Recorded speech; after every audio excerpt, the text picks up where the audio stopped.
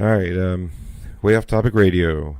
It sounds like we've been talking for 5 minutes because we have. Because my mixer, piece of shit. Why? I have two mixers in this house, Joe. I want to introduce Joe Scott from Answers with Joe YouTube channel, greatest YouTube channel on YouTube. Yep, What's up, Joe? that's that has been proven by science Definitely. to be true. So I will let you get away with that. Well, I mean, I would argue with you anyway. So, so, You're like a channel on YouTube. That's what I meant to say. I was yeah, off. it's some channel on YouTube, but as far as I'm concerned, love the channel. One of my favorite channels on YouTube. Always looking forward to new content coming out, and yeah, I think appreciate it. I think I found I actually remember the day I felt. No, I don't remember the actual date, but I remember where I was. It was the day you asked people to send in questions for a lightning round, and I remember 2 weeks later you regretted every bit of that. Yeah, that was a huge mistake. Yeah. So how many questions did you get from that actually? So I think that was actually the third lightning round video. To set it up a little bit, the lightning round videos. Okay. When I first started the channel way the hell back when, that was really more what the channel was. I didn't cover just one topic in every video. I kind of just took questions mostly from just friends on Facebook, and I would do several different topics each video, maybe anywhere from 5 to 8, something like that. And it was never meant to be for real. It was never meant to be really informative. It was mostly just making jokes at their questions, Right. Sometimes I would give a serious answer, and sometimes I would just, screw around. And eventually the ones where I gave a serious answer started doing better and, on YouTube. So I kind of was like, all right, I guess I'll actually answer these questions now. And so that's how it became known as Answers with Joe. Even though I don't really do it that way anymore. I don't really just take questions from people anymore.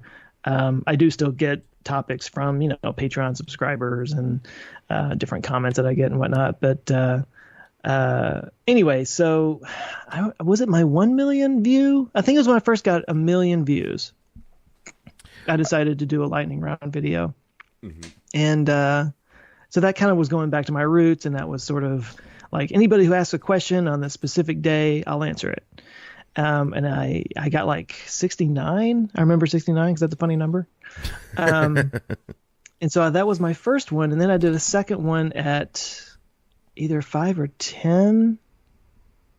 I'm losing track. I don't know if I did one at 5 and then 10 and then 20, or if I just went from 1 to 10 to 20. But anyway, it was at 20, I guess is the one that you're talking about, because before it had always been like, I got 50 to 60 something questions. That's manageable. That's still a long video, but whatever. Well, this time I got like over 200. Okay. And at that point I had a much bigger audience and the channel had grown quite a bit.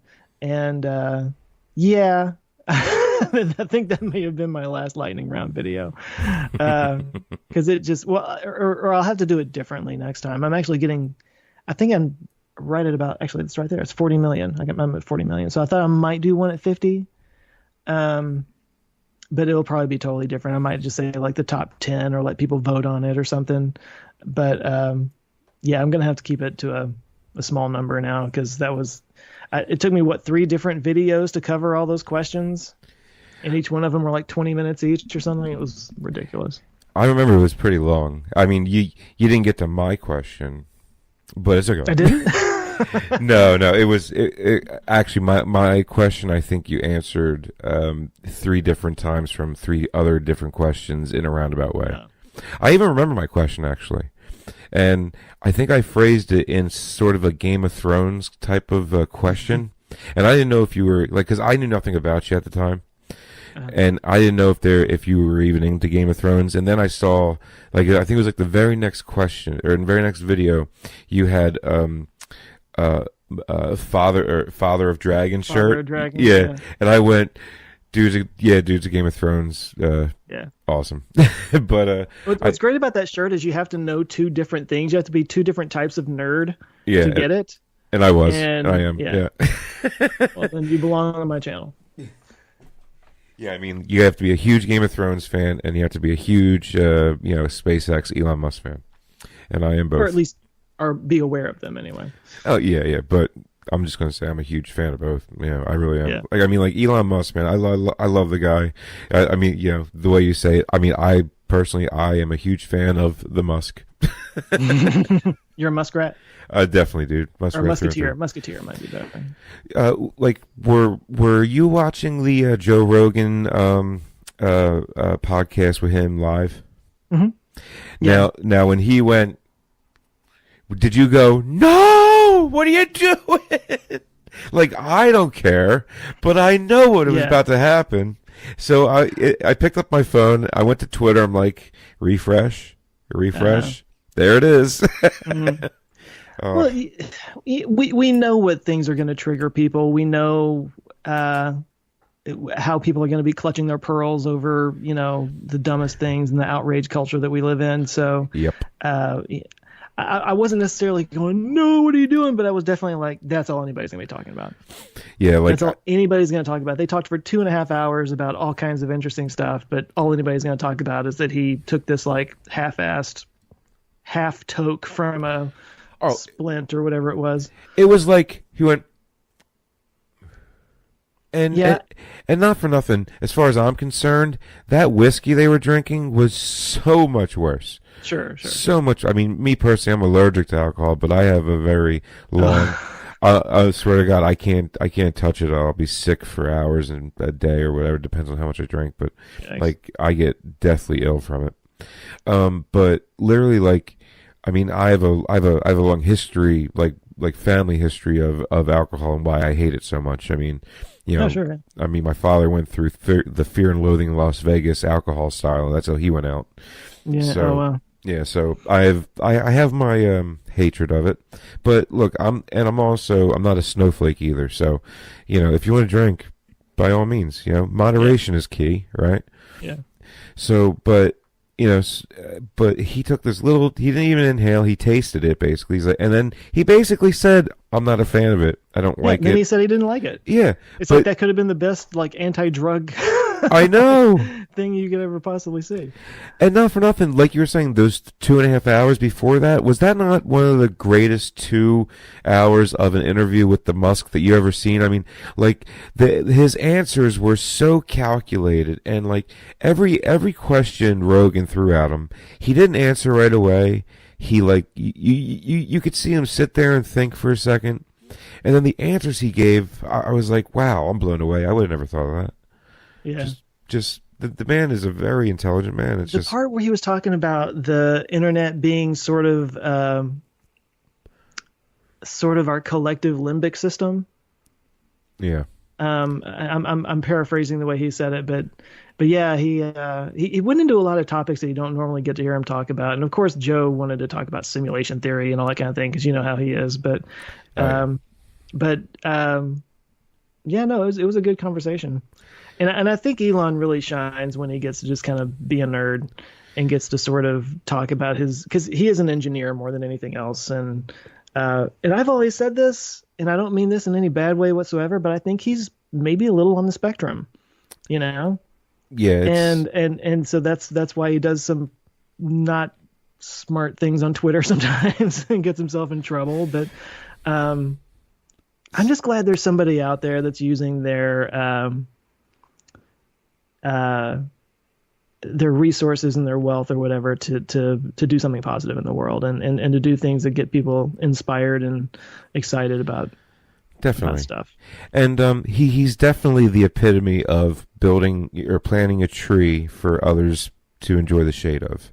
Mm-hmm. Definitely. Mm-hmm. He's the epitome of it. It's a great phrase. I know. I mean, and it really just, that's like the epitome of what Elon Musk is doing, because everything he's striving for, he won't be able to enjoy, obviously. And well, I mean, how old is he now? Is he almost 50? He's in his early 50s, I think. And he's on his, third marriage? Third? Second, I think? Actually, he's not married right now, I don't believe. But yeah, no, he has a lot of trouble with relationships, from what I can tell. and I'm which gonna, is not unusual for people who do the kind of thing he does. I mean, you have to be around for a relationship to work, I think. And from what I hear, he's just never around. So how can it really? I don't know. But it's just funny. Like I mean, you ever see like the I'm sure you have, but the videos that they have of Elon back in like the early 2000s, you know, and him just talking about the future and everything, and then you see now what he's been able to accomplish, and you're just like, wow, like the guy didn't even know, like he like and what he was saying then sounded outlandish, and he has like tenfold done better, more than what he ever thought he could. Well, so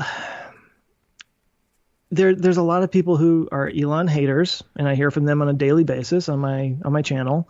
I have a very good friend who is just the most anti-Elon person you can meet, and it's interesting because it doesn't fall on like regular political or party lines.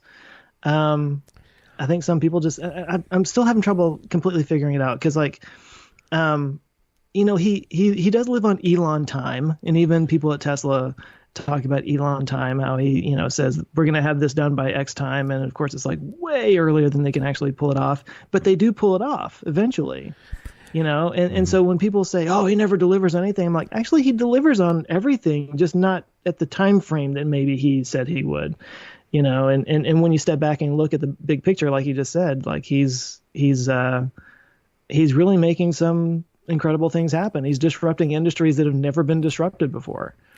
You know, space flight.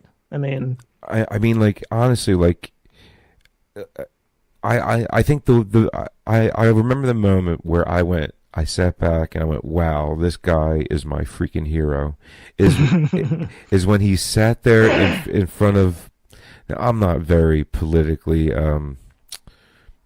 knowledgeable. Like I don't know what committee he was sitting in front of, you know, but it was him and the guy from ULA. And the only thing the guy from ULA kept on bringing up was the Maverick missile. That's all he had. Like, well, yeah, well, we delivered on the Maverick missile.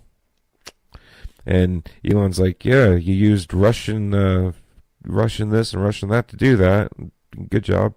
And everything that Elon said was just, it just destroyed ULA, and ULA had nothing to come back with.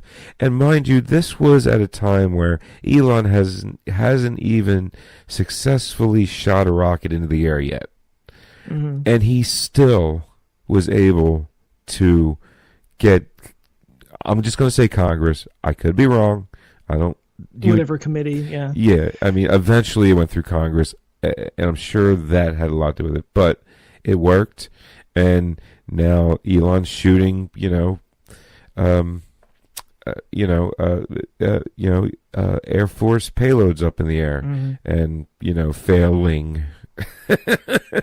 well, yeah, Zuma, yeah, that's it, Zuma. That's what I was trying to come up with. Yeah. The Zuma thing, yeah. I mean, do you believe in the conspiracy theory that Zuma really didn't? I don't know. It's not an interesting. It's not an interesting thing to me. I mean, it's. Spy satellites are going up all the time. If they had some kind of cover for it, I think that was the dumbest possible cover they could have done, because more people were talking about Zuma than. I mean, if they had just launched, nobody would even thought about it, you know. But if they wanted to draw everybody's attention to it, they did a great job. So I don't know. Yeah, and a lot of things that people didn't talk about is there was 2 Zumas going up. ULA had one, and SpaceX had one. And they both shot a Zuma up in the air. Like there was 2 different patches for the 2 different space flights. They both had the Black Knight on the patch, and they both took off. So, but nobody talks about the ULA one because nobody cares about ULA. But SpaceX is under a microphone, like a magnifying glass. I mean, me personally, I never thought I would be watching, live feeds of rocket launches going off, but I watch them all the time. I mean, I want to throw a plug out there. You do a podcast with Tim Dodd, right?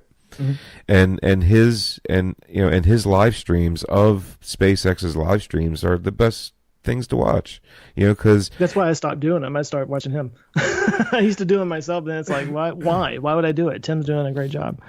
yeah, like the I remember the last few that you did, I had you up on my one computer and Tim on the other one because I always and like, I mean, Tim has that. I mean, that's Tim's bread and butter, right? Totally, yeah. And he does a great job. He really does. And he gets so much hate too on the chats. Everybody's screaming at him and all this other stuff. And Tim just blows right by it. He doesn't even acknowledge him half the time. That's the best way to deal with it, is just not even acknowledge that crap, which is fine. Excuse me. But yeah, I mean, and like any questions you could possibly ever have, Tim always is right there to answer it. So, I mean, I say, just watch watch a SpaceX live stream launch from Tim's channel, The Everyday Astronaut, and it's just a lot of fun, And then I think ULA had a live stream, and it was the dullest thing I've ever seen in my life. They couldn't have been more not excited about that. They just lifted an Atlas V up in the air. It's just like, I don't know. Well, SpaceX and the DNA that Elon has put into that company, they know how to put on a show, and they know how to make something interesting and exciting. Because I mean, like, I remember watching shuttle launches when I was a kid, but I don't know, it was a bigger deal back then. I think the shuttle, especially if there was like a big event going on. But no, I mean, to be able to see like cameras from the rocket streaming back to Earth, and of course the landing, like that's that's always the biggest part of it. When the Falcon Heavy went off, which was probably the last one I live streamed, and that was a pretty big one actually. It was so inspiring. Seeing both of those land at the same time, I was just like, I was speechless. I was like, that's like, because I had seen their animations, their CGI animations, and it looked exactly the same. Yeah. And I was just like, oh my God, they nailed it. I mean, it'd be great if they had landed that third one. They didn't, but still, it was just an amazing sight. Were you able to see the third one kind of just go right through the ship?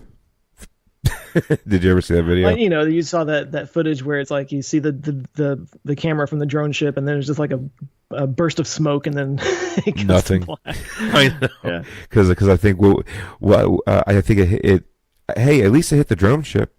I mean, that's a. Oh, it definitely hit the drone ship. I mean, it's a very big ocean, and for him to actually get the main stage even lined up with the drone ship is a testament in its own. Like, I mean, it's not like you saw the video from the drone ship and then you see it way out in the distance go flink into the water. At least it hit the ship. It was just doing 325 miles an hour. That's all. Yeah, I think the problem was that it was that center core, and they had to reinforce it so they could carry the side cores, and there was extra weight that they weren't accounted for. They hadn't ever landed with that before. So anyway, I think that's that caused the problem there. I seem to remember, but it was like hopefully they'll nail it next time. I mean, there's one coming up in the next month or so, I think. I mean, next couple months. I mean, me personally, everything that I've ever learned in my life, I've learned by blowing it up or screwing it up somehow. So, and it seems like SpaceX has really taken that and ran with it, and they learned from it, Mm-hmm. So I'm sure everything that they learned from that, I think inevitably everything that they had to take into account that they didn't realize they had to, equated to not enough fuel left to make the final burn. So I'm sure they've got that figured out. Well, and I just always have to keep reminding myself and other people that like 5 years ago, this was not possible. No. Like that landing a rocket for an orbitable flight. I think I said orbitable.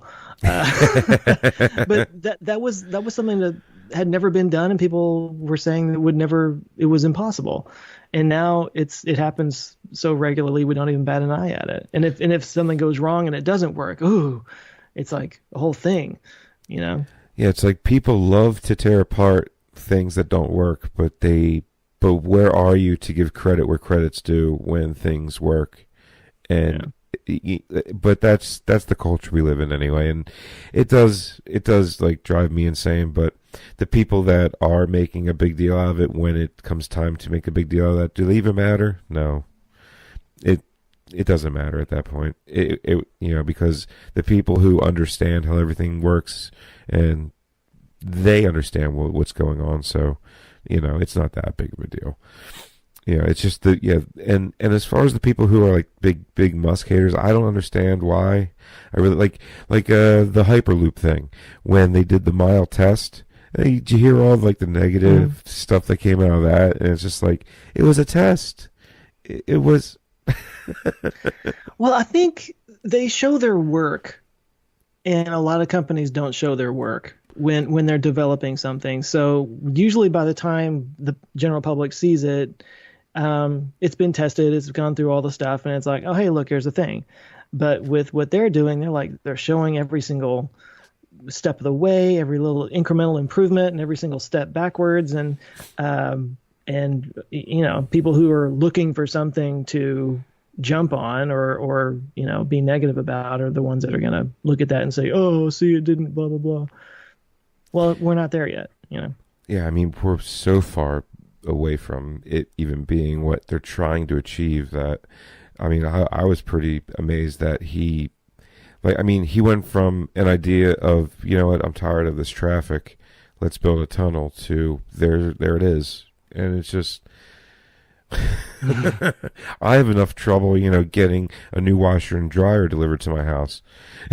When I want to, it took a week, and it shouldn't take a week. But this guy, it just blows my mind how he can go from one step to another, and just the amount of stress and aggravation that this guy must deal with, especially being an engineer, because that's all an engineer really is stress, aggravation, trying to get to what you want to get to, trial and error, and getting there.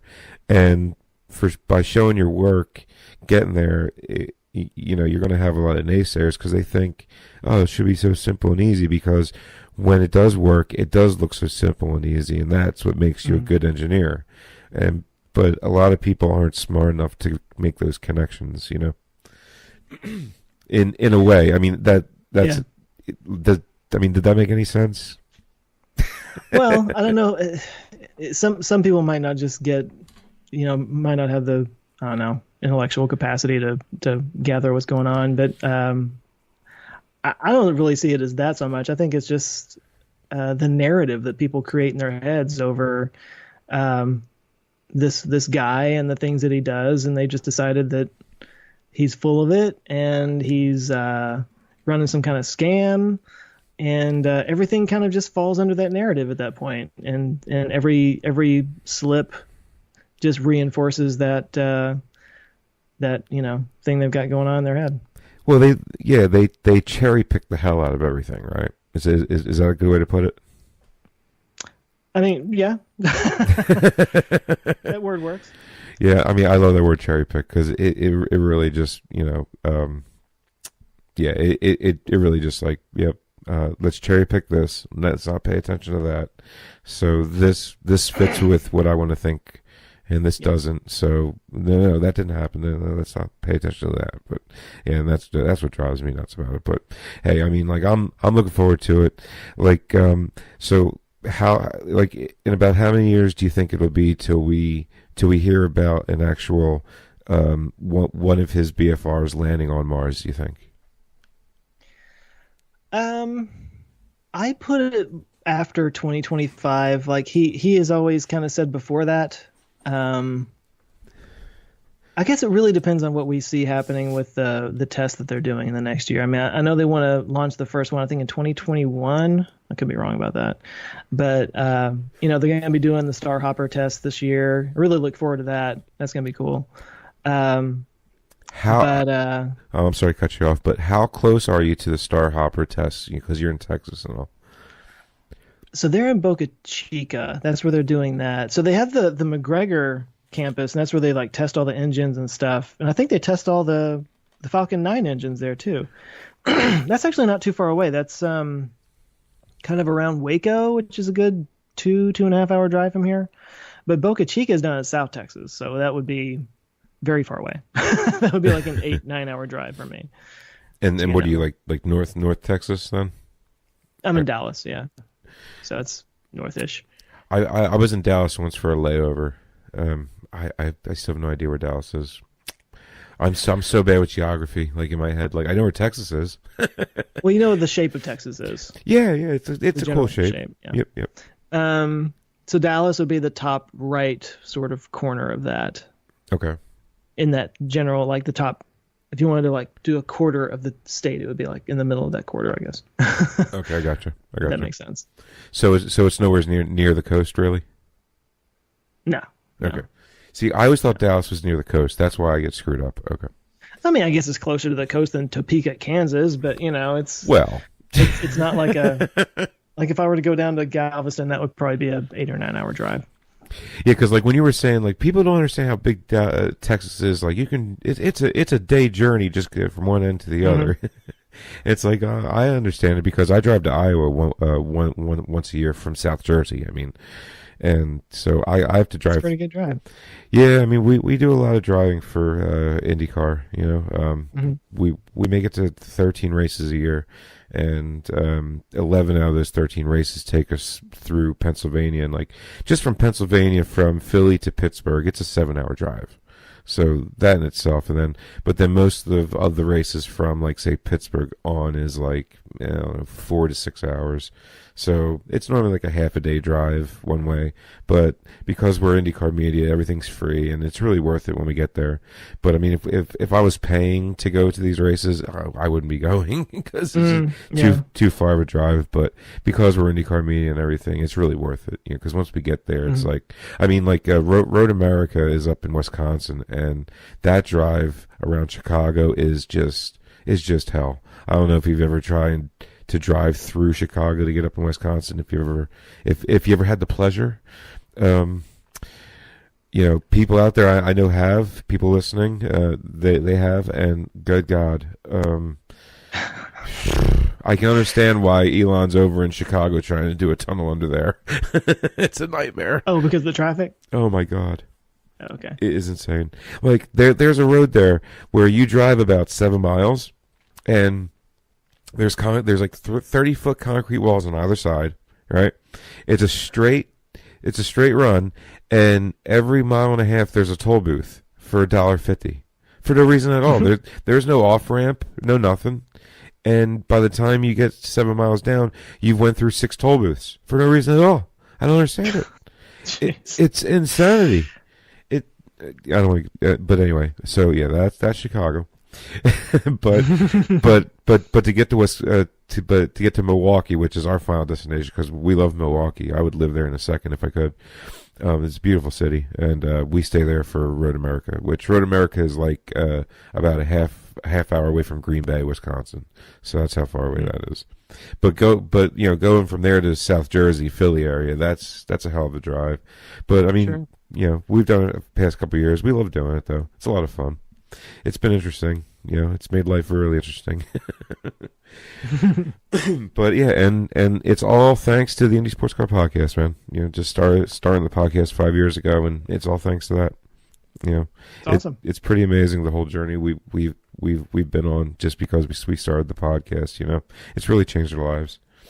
So it's been a lot of fun. And so what prompted you to start it?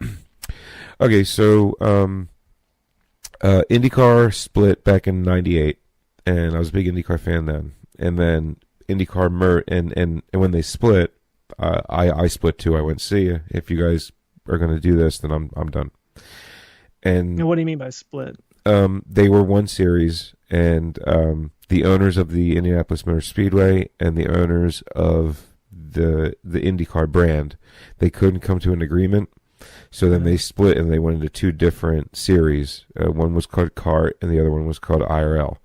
And all the good drivers went to CART and all the shitty ones went to IRL.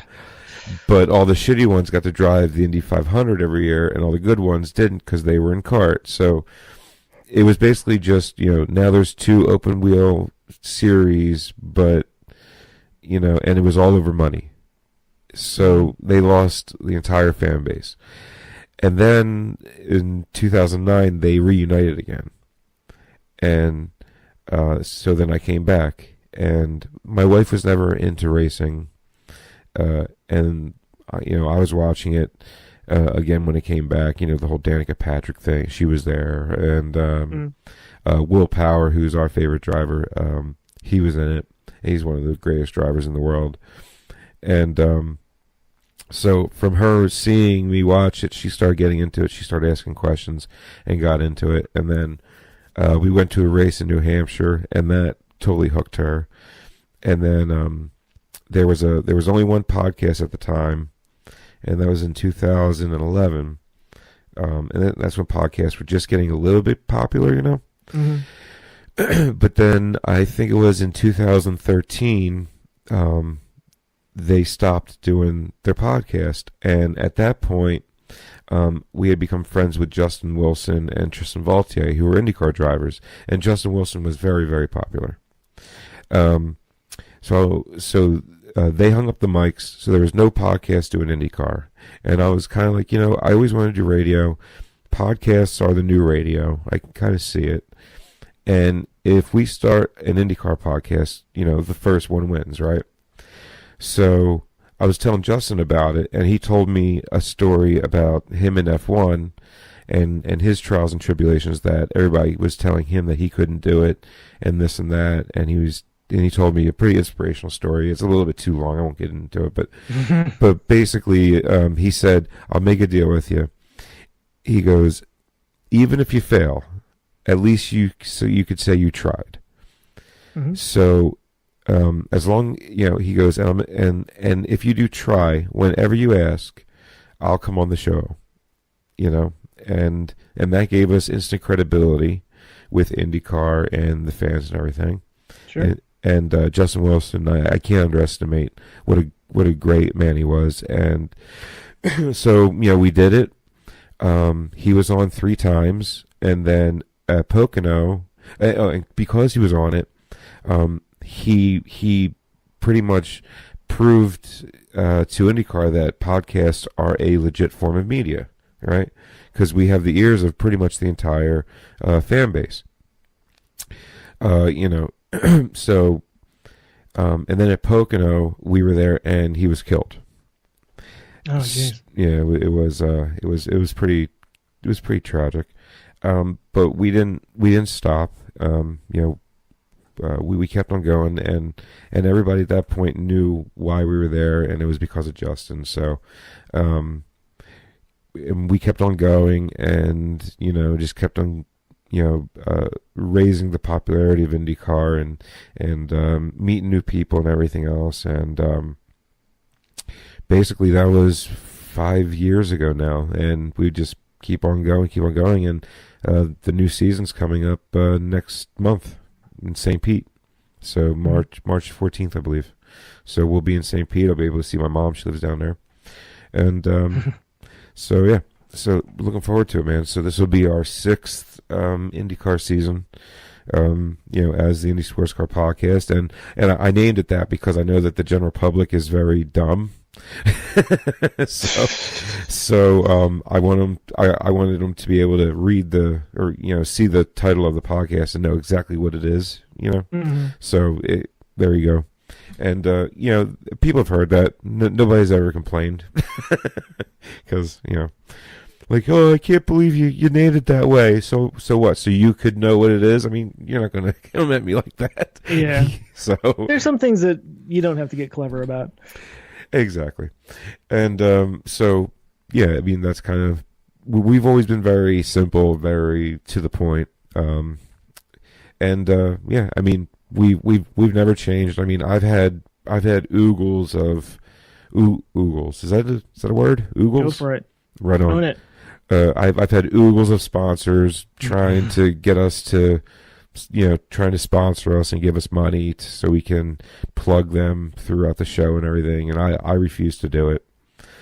Some people ask why, and I have a very simple reason. When we started the podcast, we said that if this ever becomes a job, if this ever starts feeling like a job, is when we stop.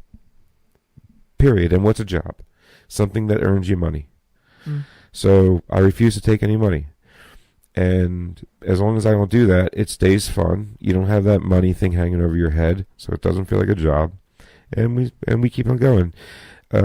Now, being IndyCar media and being able to go to free races, and you get VIP treatment and free food and free parking and free this, free that, and access to all the, instead of you trying to go talk to drivers come to you.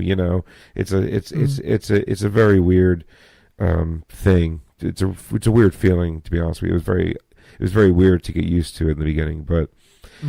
But just all of that, if you want to put a monetary value on it, it's kind of hard to, but it gets up there after 13 races, because if you were to pay for the most expensive package every weekend for 13 races, it gets up there, Yeah. And I was going to ask how it's none of my business, but like, how do you pay for that? It's not like something is that out of your own pocket? We pay for the gas and we pay for the lodging, and it's about $2,000 a year. Okay. Because the tolls, the gas, and we have a brand new 2018 Kia Sportage, and the gas mileage isn't real. It's almost like 40 miles per gallon. Yeah. So the gas isn't too much. The tolls is what kills us the most, because Pennsylvania is expensive. Pennsylvania is like $75, $80 to get through. Yeah. Oh my God. I know, it's insane. But other than that, and the way we look at it, like $2,000, 13 races, not a problem. It's less than $100 a race, really. So no, that math is way off. It's like, I'm not going to sit here and try to do an equation, but it's like let's just say $150 a race, as far as lodging and gas goes, and food's included, so you don't have to worry about that. And, so it's definitely worth it, especially with the, with the access that we get and all that. So it's a lot of fun, man. It really is. It's a whole lot of fun, and all the friends that we meet, and all the listeners we get to meet every race. It used to be, we would be, interviewing drivers the whole time we were there.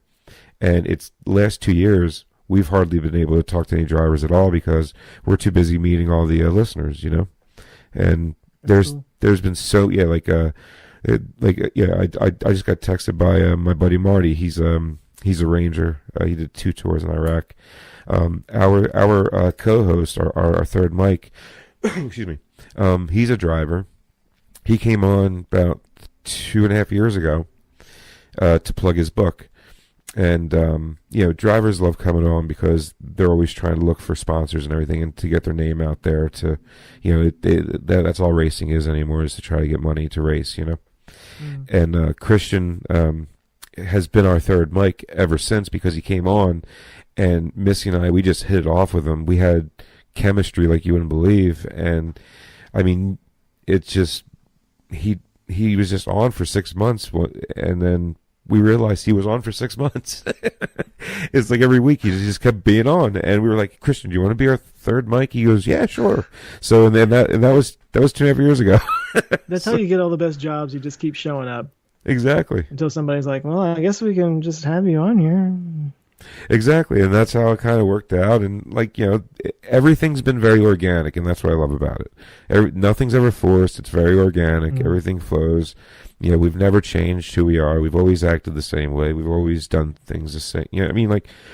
People have. That's the one thing that we get commended about the most, is you guys are real and you haven't changed a bit, and that's what we love about you. Because there's other podcasts have come and gone, and they all kind of are. If they try to come into it for the money, they're going to be sadly disappointed, because there really isn't much there. Really isn't. So, but at any rate, but that's racing. You're not really into racing, are you? Not too much. I can't say I am. It's fine. There's, I guess NASCAR is more popular around here because we have the Texas Motor Speedway. I've been to a few of those races, but I can't claim to know what's going on. IndyCar races at Texas as well. Oh yeah. Yeah. Where do they race here? The Texas Motor Speedway. Oh, okay. Yep, and this will be the first year that they're going to be racing at COTA, Circuit of the Americas. Hmm. I think that's it's not really close. It's like 3.5 hours away, but it's still in Texas, I think. Hmm. It's where like F1 goes and all the other series from around the world. They go there. NASCAR doesn't go there though. But yeah, the oval. What you're talking about, the Texas Motor Speedway, the oval there. IndyCar goes there once a year. Yeah, they've been going there once a year Okay. for the last 10 or 12 years. Yeah, but I haven't made it to a race there yet because Texas is just a bit too far away. Like we make it to Barber, Alabama, in April, and I don't know how close that is to you, but Mm. Barber, Alabama is like the top, like the top northern part of Alabama, so it's not too bad. Hmm. But I've learned when you're down that area is to stay on the main roads. You don't deviate. If it's like franchise everything. Don't go. Yeah. Those those gas stations that look very family owned and operated. You just you don't go to if you're from the north. I've learned. Oh, yeah. Yeah. You ain't from around here. Yeah, well, they can tell with my Eagles hat on, and for some reason every time I drive I have something Eagles something on, like a shirt or something. I don't know why. It's not even on purpose, I swear to God. But I throw an Eagle shirt on every time I drive and travel someplace. I don't know why I do that. Like it's like I said, and I hate this area. I'm not proud to be from Philly. Like I can't stand It living just here. is. Yeah, it just happens that way. I don't know what it is. I mean, when so you were just in New York, what, like about a year ago, right? Last summer I was there. So how was New York? Well, I've been there several times. My sister used to live there for a while. My wife had never been though. So last year was our 10th anniversary, and we wanted to go to Europe because we got married in Italy. Did you really? Yeah, we got married in Positano, That's awesome. and gorgeous, gorgeous. But that was like we don't have kids, so it was kind of like we're just gonna like be awesome. We're just gonna like travel a lot and do really fun things, right? And so we got married over there. And there's also the fact that both of us I had been married before, and she had like almost gotten married, but had already gone through all the wedding planning and stuff. So we were both just like, let's just go somewhere. Um, so anyway, the plan was to go back to Europe, hopefully Italy on our 10th. But that year was the first year that I was doing YouTube full time. Hmm. And so I was like barely getting by. And it was like kind of a huge leap for me to make to do that. So anyway, we didn't quite have the money to do that, but she'd never been to New York, so we wound up going to New York. And that was fun. New York is just so chaotic, and like everybody moves at 1,000 miles an hour, and it's so crowded, and coming from Texas where you got all kinds of space, and it takes a little getting used to, and I don't think she really liked it at first, but we wound up finding some areas of town that she liked, and by the time we left, she was like, "Oh, I want to come back," and so yeah. Yeah, I mean, like it's definitely a Northeast thing, man. Like everybody like moves here at 1,000 miles per hour, and and they don't ever stop to see what's going on. Like and from us traveling, we've noticed that everywhere else you go, everybody is very nice, and like like in the morning when you're standing in line to get your coffee at the local place or whatever, people were walking in saying hi to each other, and I thought everybody knew each other, and then I started realizing there's no way everybody knows each other like this. They're just being nice and friendly, and you would never get that here. People, I mean, you're lucky if they hold the door open for you. Like that's about as close as you're going to get to people being nice to you around here. It's funny. Like like I said, my sister used to live there, so I've been to New York several times, and I never really like. You always hear that how people are so rude, especially when you're down here. Oh, Northerners, they're they're the rudest people in the world. And then I went up there and I was kind of like, well, I mean, they're short. They're short with you. They don't really, they kind of cut out the pleasantries a little bit, but I never thought they were necessarily rude. It was just kind of like, yeah, what do you want? You know? Okay. Yeah. Well, I hope problem. Yeah. Get to it. Problem. I'm on a schedule. I'm missing milliseconds here. I know exactly. But I mean, I'm not that negative about when I've gone up there. I mean, people are a little bit different, a little bit more kind of on their way somewhere. But I mean, at the same time, I grew up in a really small town in Texas, and there's a lot of like fakeness. A lot of oh, hey, how's it going? And then as soon as you're out of the room, they're like talking shit about you, So there's a lot of that. Yeah, like here, it's more like if you know somebody's talking shit about you, you kind of hear it because they're doing it right there. Because they're doing it right to your face. Yeah, exactly. I mean, there's almost something refreshing about that in a way. I mean, it doesn't mean I would prefer it necessarily, but like if somebody is like just right up there telling you how they think, it's like, wow, that's not what I'm used to. Exactly. I'm normally having to like parse out your words there. Like trying to read in between the lines and see how they really think. Yeah, I hear you. I hear you. But yeah, I mean, it was definitely like the first time we started traveling to all the tracks and everything. It was definitely a culture change, a culture shock, I should say, from being here and then everywhere else. It's just there's like down here, there's just like this aura of hate that goes around, and like if you don't already know somebody around here, then you're not going to know anybody. Like I have more friends and I know more people that don't live here from the podcast and everything than I do friends that I've grown up with, and they're the only people I really do know here is the friends that I've grown up with, and besides that I don't have any friends here because you just don't make new friends here after the fact, and I'm 36. I've been married I don't know. Yeah, 12 years, but we've been together 18 since senior year. So. Oh wow. Yeah. So, I mean, I guess I don't really know how it is like from that end, and seeing like friends and all who have not been married for a while, and seeing them trying to meet new girls and everything like that. It does not go well around here. So, I mean, unless they know people from somebody who knows somebody, or they were going out, but now they're divorced or whatever. So now there's a lot of, there's a lot of sharing. Do you think that's like a trust thing? Like you don't trust anybody unless you know the person, unless they have some mutual connection. Like you if you just meet somebody in the street, you're automatically untrusting of them. You think they're trying to pull something over on you. Is that like a general attitude, do you think? Yeah, because it's been proven too many times that that's exactly what they are doing. Oh, somebody's trying to screw you over? Oh, all the time. Yeah, here. If somebody's trying to talk to you, then you don't know them. There is an angle. There's always an angle. They want something from you, or they're trying to. There's never just a barrier of somebody's just trying to be nice. Or saying hi. It's very odd around here. Like everybody's got an angle around here, and that's why I think it's like that. And from you saying that, me thinking back on it, you're absolutely right. That's exactly what it is.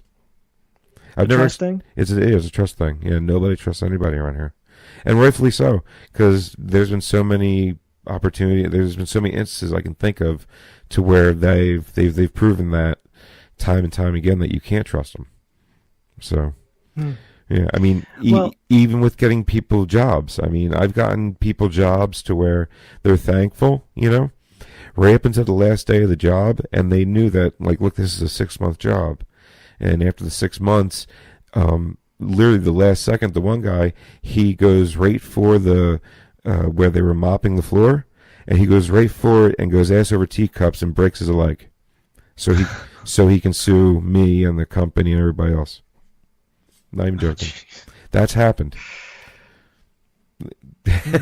So, and that's the norm around here. It really is. It's crazy.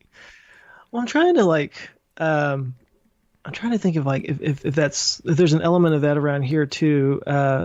So like I lived half of my life growing up in a really small town, and now I live in Dallas, and I've been here for the second half of my life. So I've done the small town and big city thing, all in Texas, of course. So there's a very limited perspective, but I know in a small town, especially the one that I grew up in, like okay, for example, I worked at the grocery store.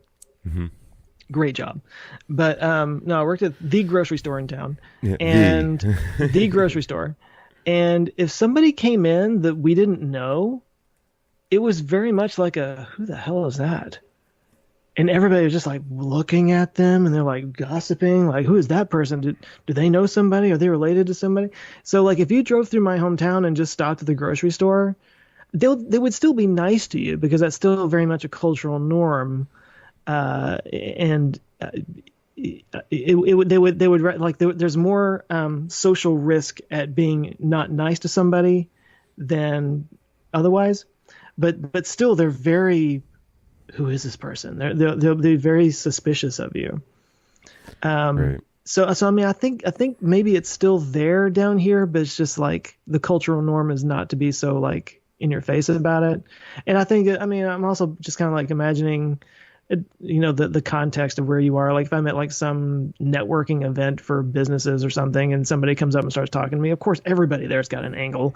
Everybody there is looking for some way that they can maybe not take advantage of, but can if somebody comes up and talks to you, they're looking for something that they can get out of that transaction. It's like, what can I gain from wasting any of my time talking to him?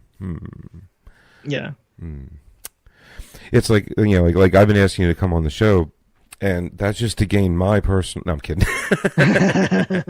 No, but pretty much basically because like I've just, like there's like I'm a patron of yours, and I'm a patron of like about 5 creators, and Cool. that's because I respect what you do, and I respect the amount of time you put into it, and it's really obvious like when you watch when you watch one of your videos, you can tell like how much time you put into it. I mean, you can't fake. You really can't fake how much time you've put into something. You know what I mean? Especially when you're doing a video and you're creating something from nothing, and the level of your videos and how much you put into it. I was just blown away by them because I remember that day when you asked for questions and all. So I kind of like binge listened or watched, whatever you want to call it, because like normally I'm at work, so I listen to a lot of them. Sure. Yeah. And and I was just blown away by like all the different topics that you cover and everything. And I'm just like, wow, it's had to take him hours to get all of this content material just for 10 minutes, for Yeah. so like if you had to get like an average of like how many hours of research and everything per 10 minutes, like what do you think it would be? Okay, so there's 2 questions that I get asked. I'm starting to notice and get asked more than anything else. One is, where do I get my topics? And the other is, how long does it take to make my videos? And I don't have a good answer for either one. That's the problem. I don't have a succinct soundbite answer for either one.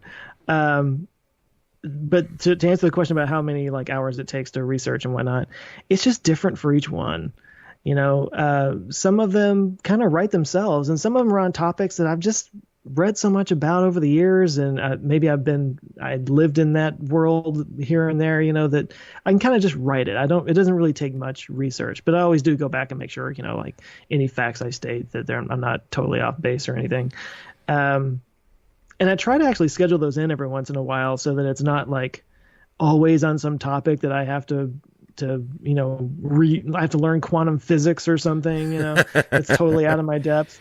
Well, honestly, you probably gave like I never really understood like quantum computers and all that. Never understood them at all until I watched your video, and you pretty much put it in the best way possible. Do you remember about the hotel?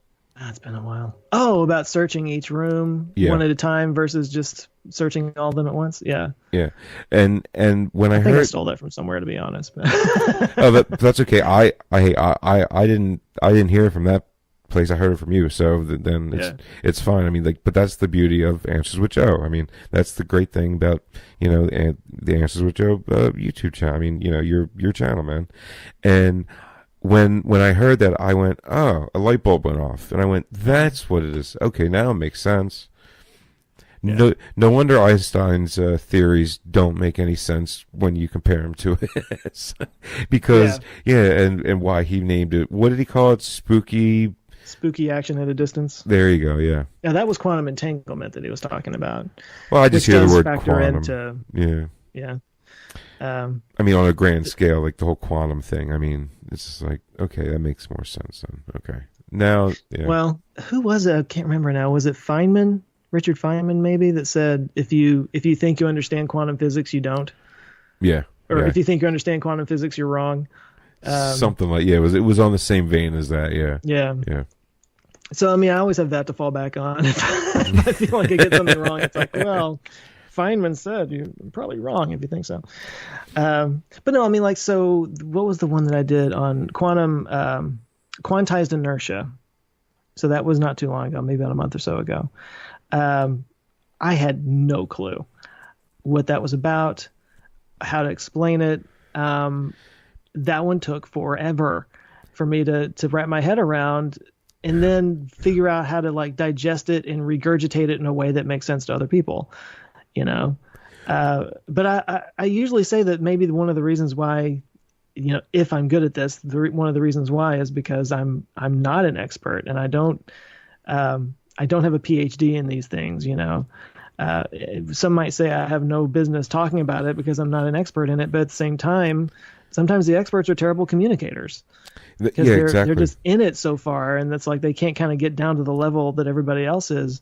And I'm always really careful when I get to some really complex topic like that to like start way back, like to the very fundamental, kind of base knowledge that we all know, and kind of like build up to there. Not only does that sort of give a background and a context of what I'm talking about, but it also sort of, it's a storytelling technique. It's a narrative. That's kind of how we learn things. I think it just kind of sinks in a little better. But generally what it comes down to is like, if I can get myself to understand it, then I can help other people understand it because I'm not an expert myself. No, and honestly, I think that's your best quality is being able to take something that's very hard to understand and relaying it to the layman for them to understand a lot better than what they did before. And I think that's your best quality, and it really shows when obviously the quantum inertia thing, video. Like after I got done watching it, I went, oh, okay, I get it now. I understand now. Like and so like, how long did that take you to do? Like a couple days to get that down, or a week, month? Probably the better part of a week. I don't remember specifically on that one, but things like that take a lot of research. They usually get pushed. All my videos come out on Monday, so luckily I do have an editor now. I'm at a place where I can afford an editor, so I'm not awesome. Spending. Yes, it's very awesome. And he's doing a fantastic job. What's his name? I mean, or does he not like to be like? No, his name's Nick. Well, thanks, Nick. Oh yeah, totally. So yeah, I want to say like I did it for 3.5 years, where I did everything and edited the videos myself. And then when I brought him on, I'd worked with him before on other things, and he's a videographer and an editor and stuff. And there was a long kind of learning process, a long learning curve of kind of him getting the style, because I didn't want it to look like I handed it off to somebody else. I wanted it to look like it was seamless, like nothing had changed. I mean, I like personally, if you didn't tell me you got an editor, I wouldn't have noticed. And I've watched them all. I was like, well, there's a lot of like I had to kind of really break down like how I edit from like. And this gets into the weeds a little bit here, but like every single cut, I literally find the frame where my voice starts and I back up like one frame, like it's just like boom, boom, like the second I pop in. And then there's little comedic elements where maybe you don't bounce out of a shot immediately because I'm making a face at the end. Sometimes you just kind of like give people a minute or a couple seconds to get the joke or something, you know. There are other YouTubers, like I'm going to call out Philly D for a second. I have no problem with him, but like I feel exhausted by the time I get through one of his videos because it's just like bam, bam, bam, bam, bam, bam, bam, bam. There's like no space between the end of one line and the beginning of another one. And sometimes SciShow can be like that too. I think they relax that a little bit, but so there's a little bit of an art to that. I mean, it's not really something you can just like, you know, write down in a document and say, do it like this. Right. And it just took a while for him to kind of internalize that. And I mean, now, I mean, I still kind of go over it and I just kind of make sure anything that I don't want in there isn't in there. But now he's kind of adding his own creative stuff to it. He's throwing things in there that I didn't think about, and I love it. And something else that clearly I'm kind of on a roll here as I'm talking about it, but that's cool. He when I hand it off to him to edit, and then he gives it back to me, I get to sort of see it the way you guys see it, because I get to like watch it for the first time instead of building it piece by piece. And sometimes you lose. Is this funny? Is it not funny? Does this make sense? Does it not make sense? Because you were like in it, making it the whole time. I actually get to just like look at it just like you guys would look at it and be like, you know, if he added a little funny bit, or if like the thing that I did in the camera, you know, he makes a joke out of it. Yeah, exactly. I get to see it and I'll be like, okay, yeah, that's funny. You know, and there have been things that he cut together and I just like busted out laughing. Even though I wrote it and I was in it, you know, like just being able to see it like that, it was like, oh, cool, that worked, you know. And that's how I know that it worked, because I laughed at it, you know. Right. So a lot of times when you're editing stuff, it's just your own maybe personal quirks that you're throwing out there, and it's hilarious to you, but everybody else is like, what? That's so awesome. I get to kind of see it from that outsider perspective, and I think that's actually really helpful. Yeah, and it came all together very organically, right? And that's the best way to do it, is to do it organically, so it doesn't feel forced, right?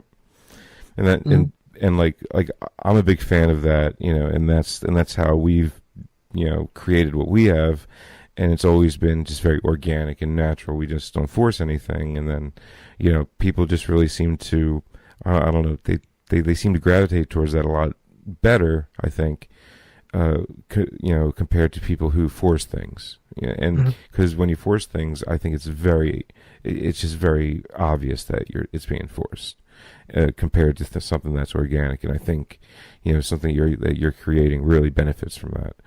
So definitely, man. Yeah. Well, I think some of my jokes are pretty forced, but they're kind of meant to be.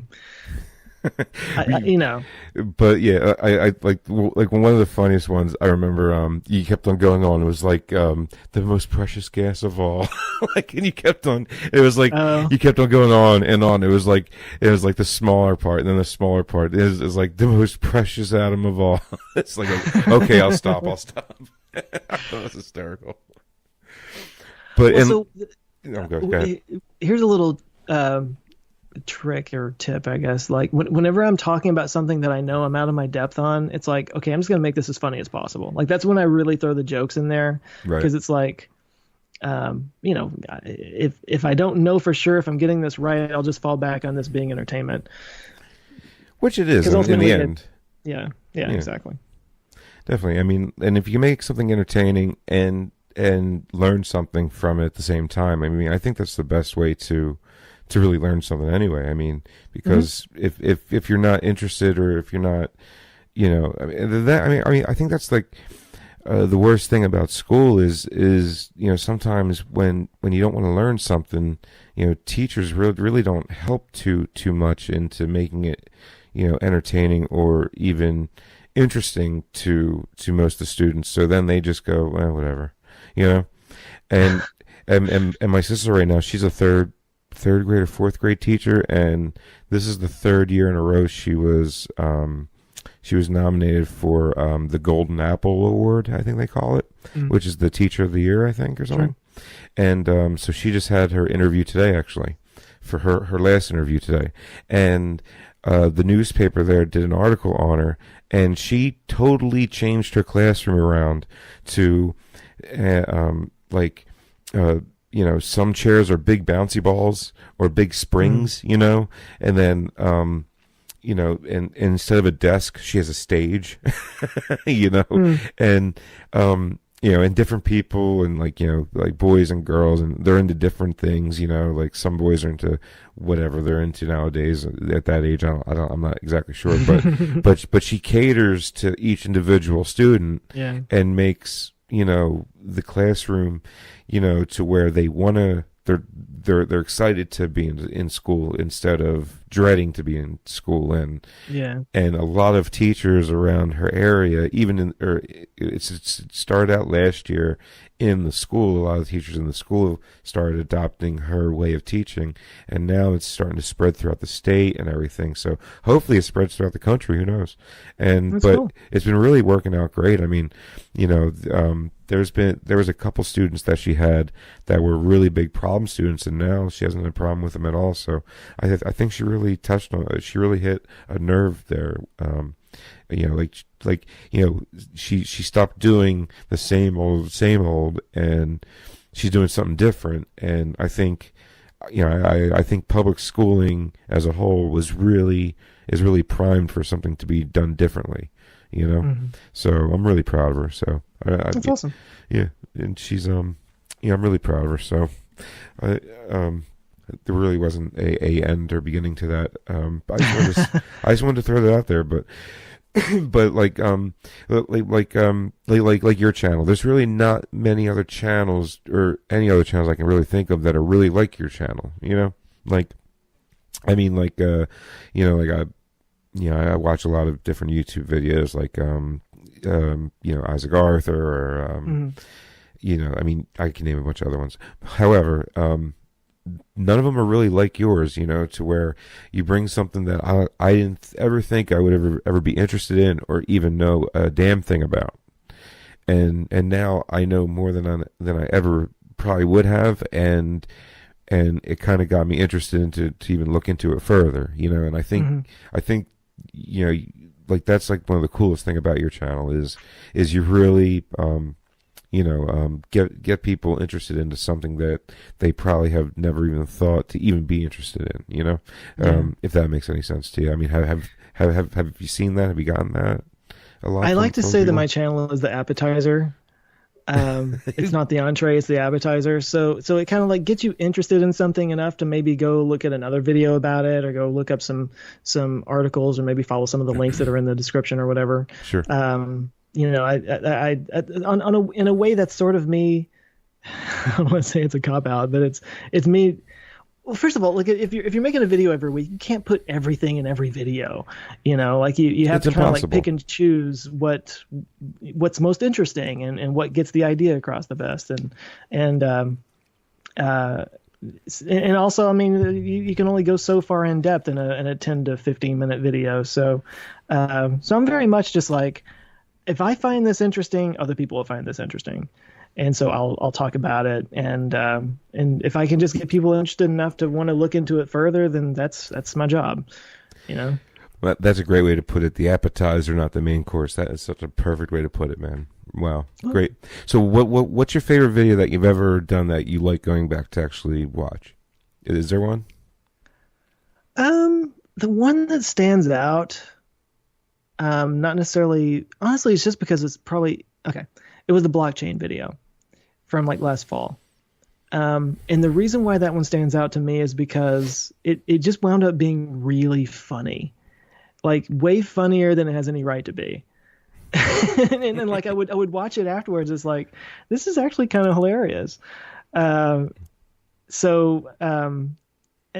guess it just stands out to me because it's about this like new technology, and everybody's asking about it, and crypto and everything, and I kind of took it and just made this really funny video that I think makes some decent points about like comparing what's going on with blockchain now to what happened with the internet in the early days of the internet. Mm-hmm. And there's this hilarious video from the Today Show with Bryant Gumbel and Katie Couric on there.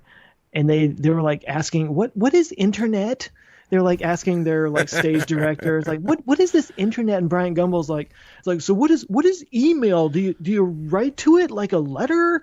And they're just like so confused by it. And Just running across stuff like that. Like that's how we sound with blockchain now. It's just like, wait, it's a chain, like it's a what?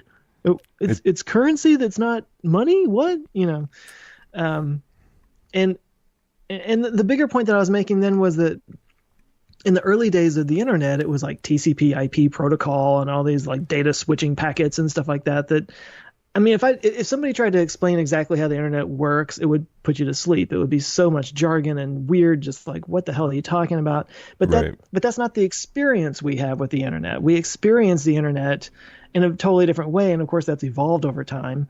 And now it's in our refrigerators, So it's like it's everywhere now. It really is. So the point that I was making was like, whenever you hear people talking about blockchain and everything I was going to be talking about in that video is going to be really jargon heavy. It's going to be really technical, but that's not how we're going to experience blockchain. Our experience of blockchain is going to be totally different.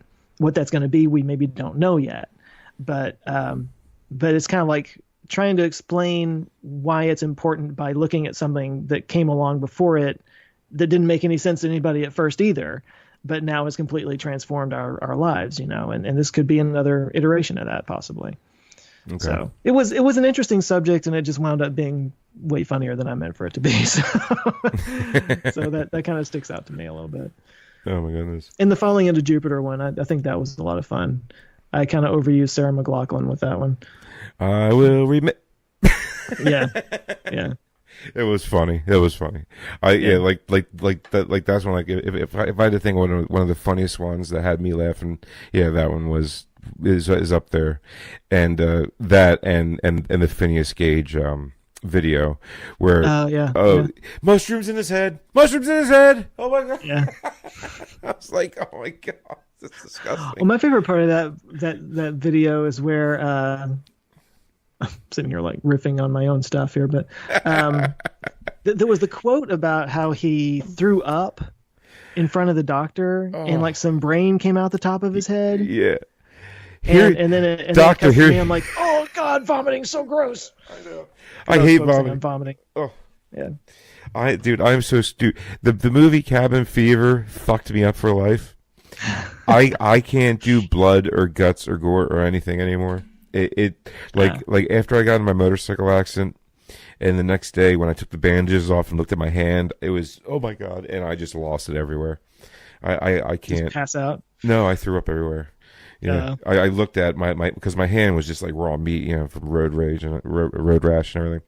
Because I bought a $22,000 Harley, and of course because it's me, a month later I would run over a 100-pound husky with it. Ah, jeez. Yeah. So, I went down the road. The dog got spit out the back, and it was, thank God a car wasn't coming the other way. Yeah, no kidding. Yeah. And my wife was on the back. She didn't even see it coming, so she went flipping off the back, and she had road rash on her butt. Yeah, but thankfully we both got up and we walked away, so that was the most important part. Oh, yeah, there you go. The dog didn't make it, for everybody wondering. I get that question all the time. Did the dog make it? No. Nope. Excuse me. I've never really had a trouble with like blood or any kind of like sensitivity to physical injury or anything like that. But I broke my hand one time in a brilliant move of punching the wall when I was playing basketball and not doing well. I haven't always been the genius you see before you, but no. So I punched the wall, broke that whatever that bone in my pinky bone. Mm-hmm. And so I had my hand in the cast for a while, and it was down to like halfway to my elbow and had to look like an idiot. But for some reason, and that's the only time I've ever been in a cast, luckily, knock on wood. But when they took that cast off, I don't know why, but they took the cast off, and I just kind of like, flexed my hand for the first time in however long. And I don't know why, but like I did that and it was just like out. Like I just totally passed out. I don't know why. I was just like, it was like all your skin like really white and like alien looking? It wasn't that. I mean, my skin's always white and alien looking, but it was something about like just having those muscles that had not been used in like 6 weeks or something. I don't know. Like I did that and it just shut me down. Like, no. And it's the only time I've ever like reacted like that before. It was super weird. I've never been in a cast before. I've never broken a bone. I can't That's the believe only it. time I have. Luckily. Yeah, all the crashes I've been in, I can't believe. I should be dead, really. Screw broken bones. I should be dead. I don't know how I'm not, but hey, well, what are you gonna do? You fall just the right way. Yeah, it's true. Yeah. I mean, well, like for like 18 months, I didn't lay down because my back I had a broken or a fractured disc from playing football, and it really didn't rear its ugly head till about 3 years ago.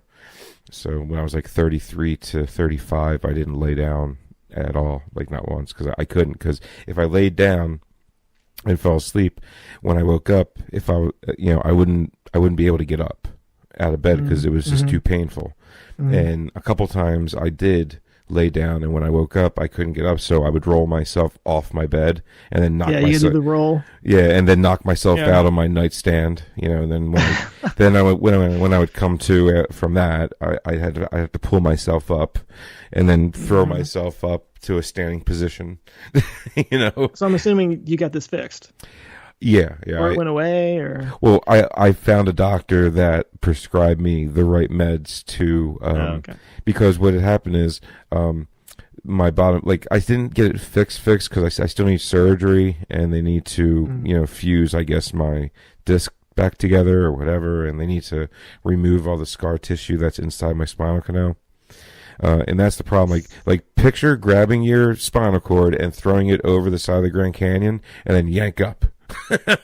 And that's how I was for 18 months and then I'm on this I'm on this cocktail of drugs, non-narcotic. That's good. Yeah, well, that was the thing, because I had to go to 7 doctors that wouldn't put me on narcotics. They're just itching to throw me on narcotics. Here's some opiates. Here, you'll be fine. Like, this is a Band-Aid and a road to another hell. No.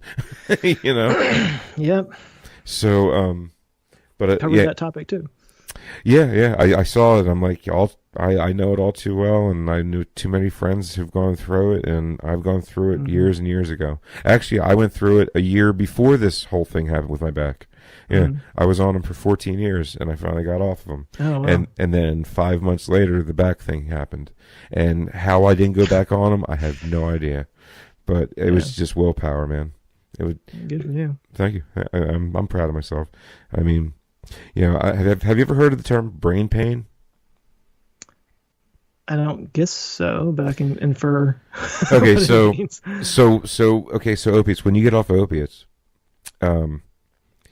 I remember for about a good day and a half, my brain wanted it, right? Because the brain receptors, right? Yeah.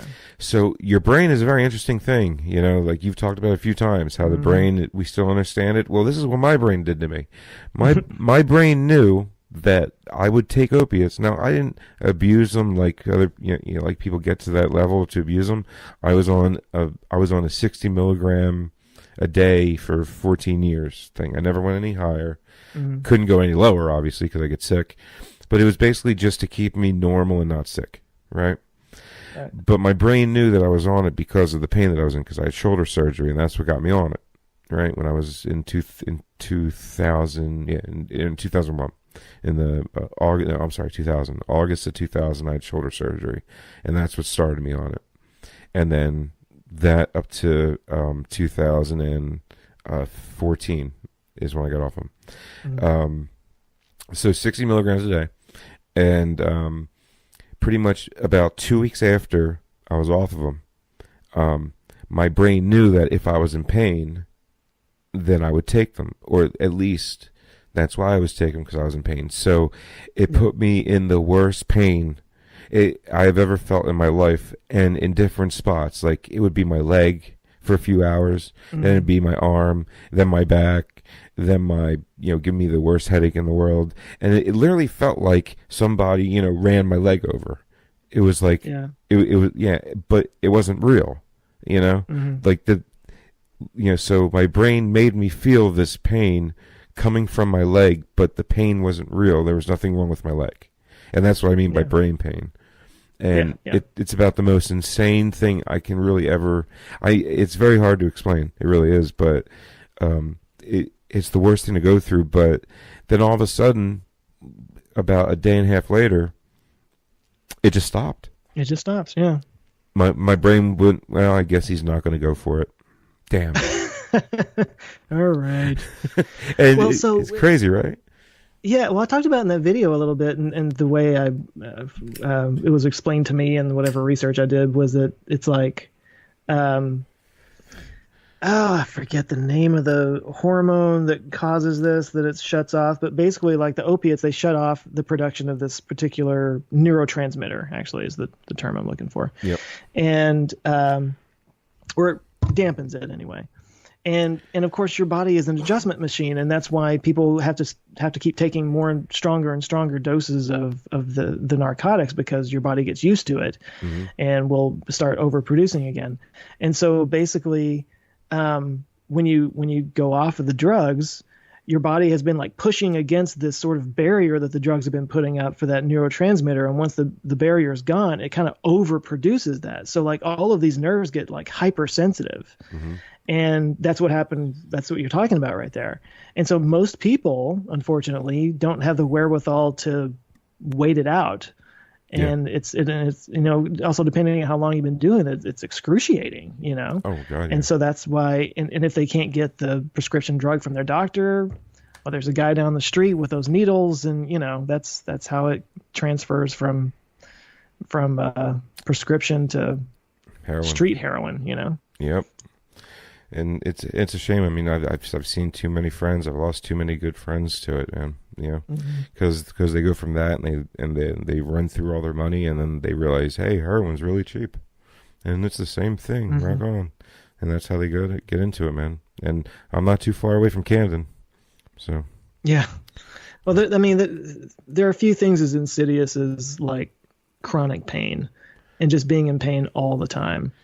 It is the worst feeling in the world. Like I said, 18 months, man. I went 18 months until I found this doctor, and he put me on gabapentin and Nebutone, and this is really riveting radio, I know, guys. But pretty much gabapentin, Nebutone, and tizanidine. Those three drugs taken in the right doses keeps me at about a 2 when I used to live at an 8 as far as pain goes. And, he saved my life. He saved my life. Like I tell him all the time, he saved my damn life.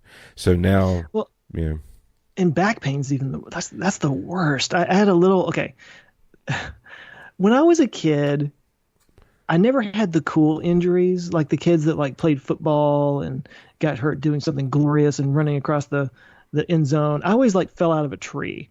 I always had like these really stupid injuries, and this is just the prime example of that. So I was at this was back when I worked at the Dallas Morning News. So we had a photo video studio, which was really just a closet filled with equipment that sometimes you could move enough stuff out of the way that you could use a wall for a backdrop. Nice. And I was one of only a few people that had a key to that room. And, I worked in a cubicle, and there was a lot of noise and, activity. And a lot of times I would just take a laptop down to that room to get some work done, and just to get away from people. But I was down there one time, and I'm doing some work, and I was an advertising copywriter, so there's a lot of like throwing a ball against the wall and just trying to think of something clever, trying to distract your brain or whatever. So anyway, I'm down there, and I'm kind of trying to work on something, and I saw one of these exercise wheels where it's got the handlebars on each side, and it's a wheel, and you kind of roll out. You kind of work your abs and your back, right? Well, I saw that there, and I was like, hey, I should just, whatever, I could get a little something in, right? So I did it, but I forgot to put my knees down. I did it like I was doing a push-up, and then just like slid out, and it got to a certain point, and something went snap in my back, and I was like, and I just like fell to the floor. And I messed up my back for like 6 to 8 months or something like that. And I went to the doctor, and I was really like, oh my God, they did an MRI and everything. And they're like, I'm sitting here like, I busted a disc open, and they're going to have to do surgery and put a new spine in or something. And I got the saddest diagnosis of all time. The guy looked at me and he said, "Your abs aren't strong enough." Oh, God. Really? That's it? I mean, those weren't the words he said, but like it was basically physical therapy that they suggested, and it was all focused on like using my the front of my core and the transversus abdominis. Those were the muscles that I wanted to work on. So it's basically like a girdle around your torso that I needed to work on. So it's like instead of doing crunches, you would actually do a lot of like sucking in and holding it. Like that's what you're using, the transverse abdominis. Okay. Anyway, so I had to do a whole lot of that, and I still try to do it, whenever I go work out, just to kind of like keep that up. But basically, yeah, like I was using my back to support myself instead of my front. Okay. And so I had to like get to where I was doing that, and I've got terrible posture anyway, so that didn't help. But did it work? Yeah, it worked. Yeah, I don't have back trouble anymore. I still don't like when I go work out, I don't do the deadlifts. Right. Like where you're bending over and lifting up. Like I can still kind of tweak it a little bit. So I'm careful about that. Yeah, so I got to live a little bit of that, and it's like that shooting pain, and you can't like work through that. You can't just like walk it off. Like it's just like you have to just like and just sit there and let it pass and then move on. And it's the worst. And nothing makes you feel older than having back pain because you're just so immobilized. Tell me about it. I mean, like the best the best way I can describe it is that there's a knife shoved in my back, shoved in the side of my foot and my big toe, right? And I swear to God, and on good days, they're just there, right? But on the bad days, they're just going like this, twisting back and forth. Yeah. And that's the bad days. And I lived through 18 months of the bad days. And right now, I'm living through the good days where they're just there, Yeah. And that's fine with me. I can live through that just easily, just no problem at all. I mean, I can sleep now. I mean, obviously, like, there's certain beds I can't sleep on because I'll wake up and it'll be bad news bears, so like hotel rooms, like I have to go to like very upscale, like Hampton Inn or better type of deals, like is it a softness thing? Or do you need to sleep on something harder? Or? Yeah, soft. Soft. Okay. Yeah, the soft like right now, like the bed I have is like a very, very soft pillow top with the Tempur-Pedic, memory foam topper, and I have that on top, and I can sleep on my bed pain free, and I can wake up pain free and get up, and it's a beautiful thing. Like, like I feel so old and decrepit that it's a great day that I can wake up and get up out of bed by myself without knocking myself out by rolling myself off the bed. Yeah, that's a great day to me, and but that's just where I'm at, and go football, yay! Thank you. I mean, I almost got a scholarship out of it, but then when I got my shoulder surgery, they were like, no more scholarship. I went, fuck. Now what am I going to do? I was banking on that. So being from Texas and football is God here in Texas, it is definitely a religion. I've heard. I don't know. I'm always like, of course, when you're in high school and you're a teenager and you're, immortal, you don't think any of that stuff's ever going to come back to bite you later on and all that. But it's funny because like my stepdad, he was a coach for 30 years, something like that. But have you ever seen a 6-man football game? Like a 7-on-7? It's just like the receivers and the quarterback and the cornerbacks kind of type of thing. Basically. Yeah. Mm-hmm. So in the really, really, really small towns here in Texas, they play 6-man football. And the football field, I think the 40-yard line is actually the 50-yard line, so it's actually shorter. Yeah. Okay. So it's a compressed, but I actually really love watching those games because it's just go long is all it is. Yeah. And the scores are always like 97 to 73 or something, just ridiculous scores. But anyway, so I was having a conversation with him one time about, I mean, it's hard to get a scholarship even if you're going to a big school, but to go to a really small town school and then like a 6-man school, I was asking him one time, I was like, have you ever had a player go off to college and and like make a career out of this, or get a free ride to college from this.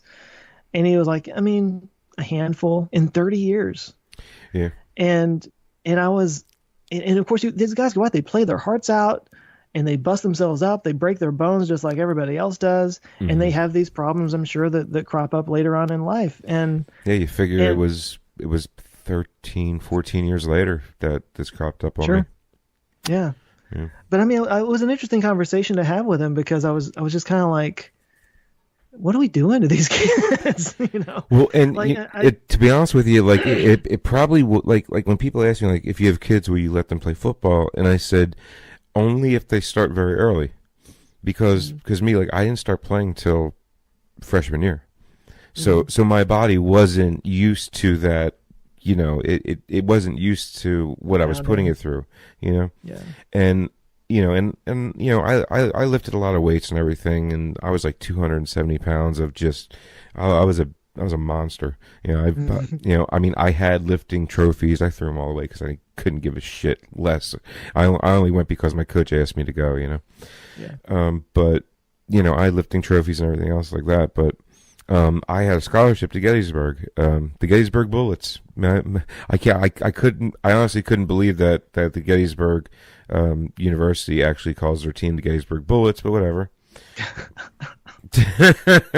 I know. Can you, like, just think about that for a second? Yeah. Is that bad taste, or is that too soon? You know, like, too soon. Yeah, too soon. I think so.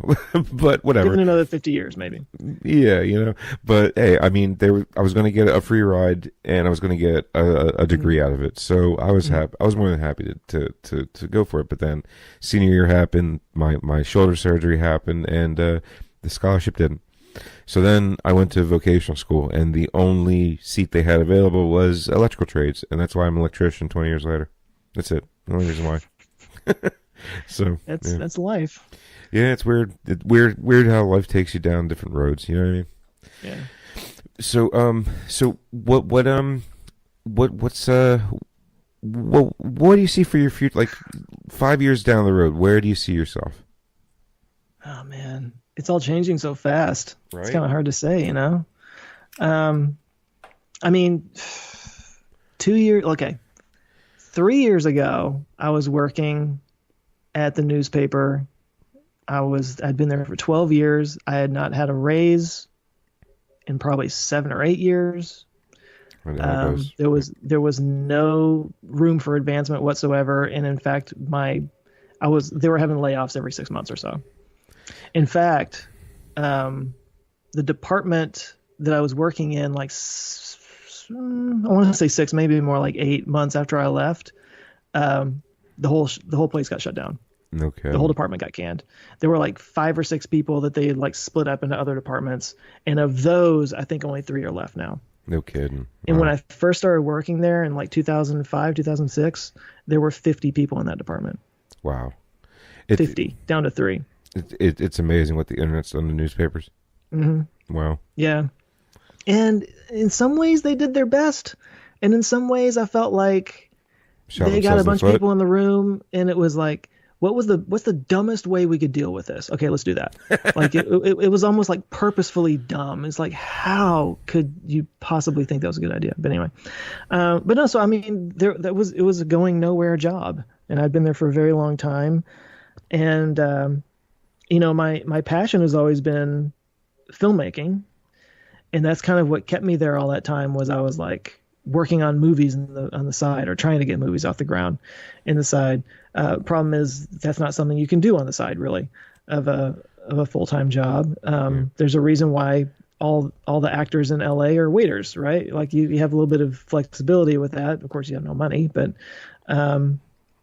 anyway, so I kind of turned to YouTube as just a thing that kind of scratched all those creative itches.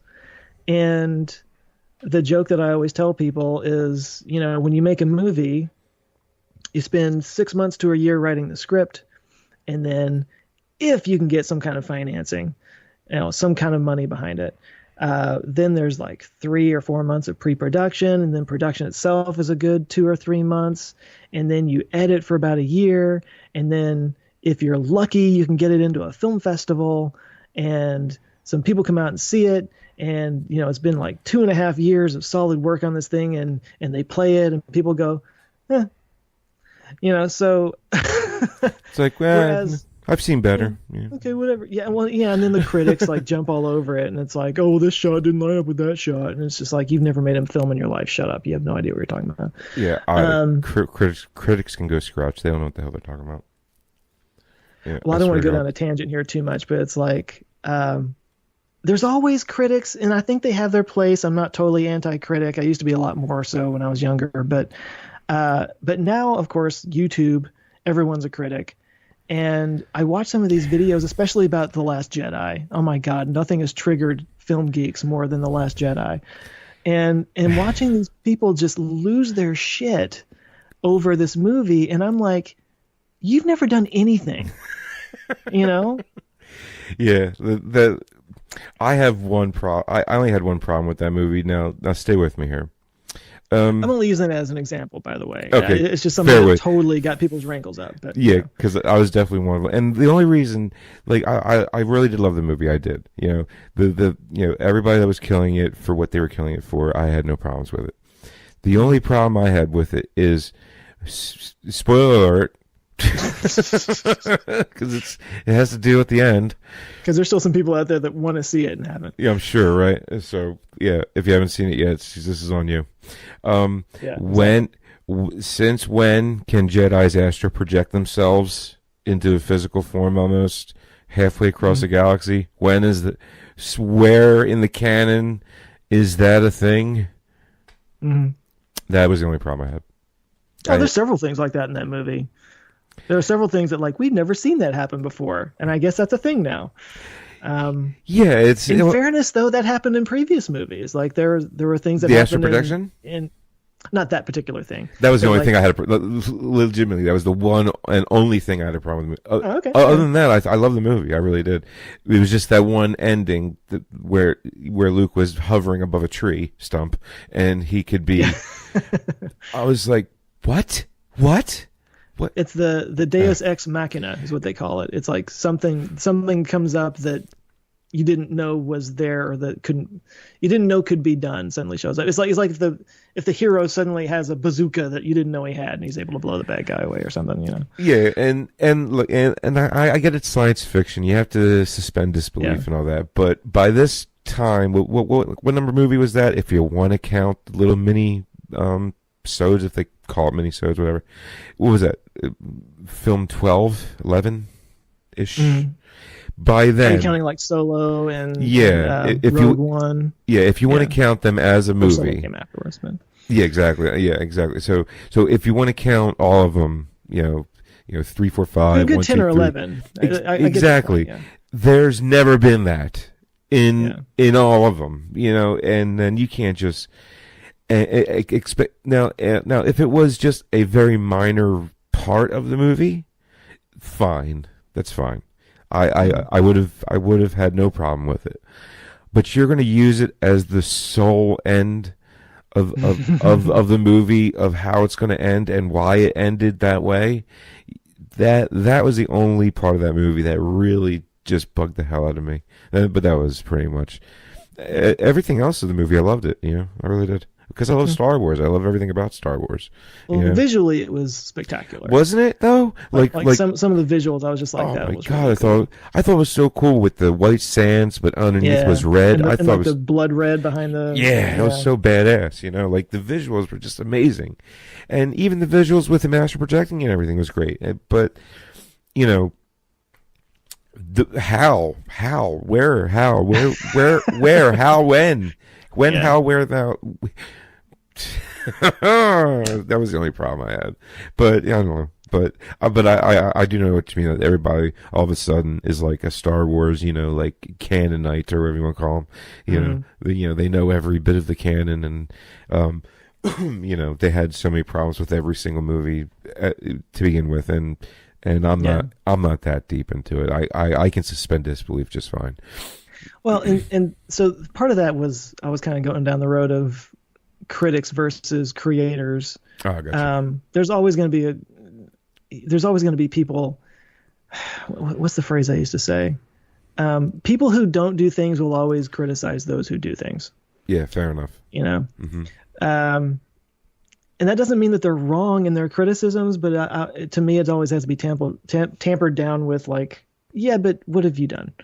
Yeah, it's like show me I've made a film, so I can say, you know, I can point out things in other films and be like, yeah, I can, but also I have that understanding that like, yeah, sometimes things get a little, confused and like you have 10 minutes to get 5 shots done at the end of the day and or you're going to lose all this funding. I mean, there's so many different aspects and things that go into it, and it's just compromise and negotiation one after the other, and you get what you get sometimes, you know.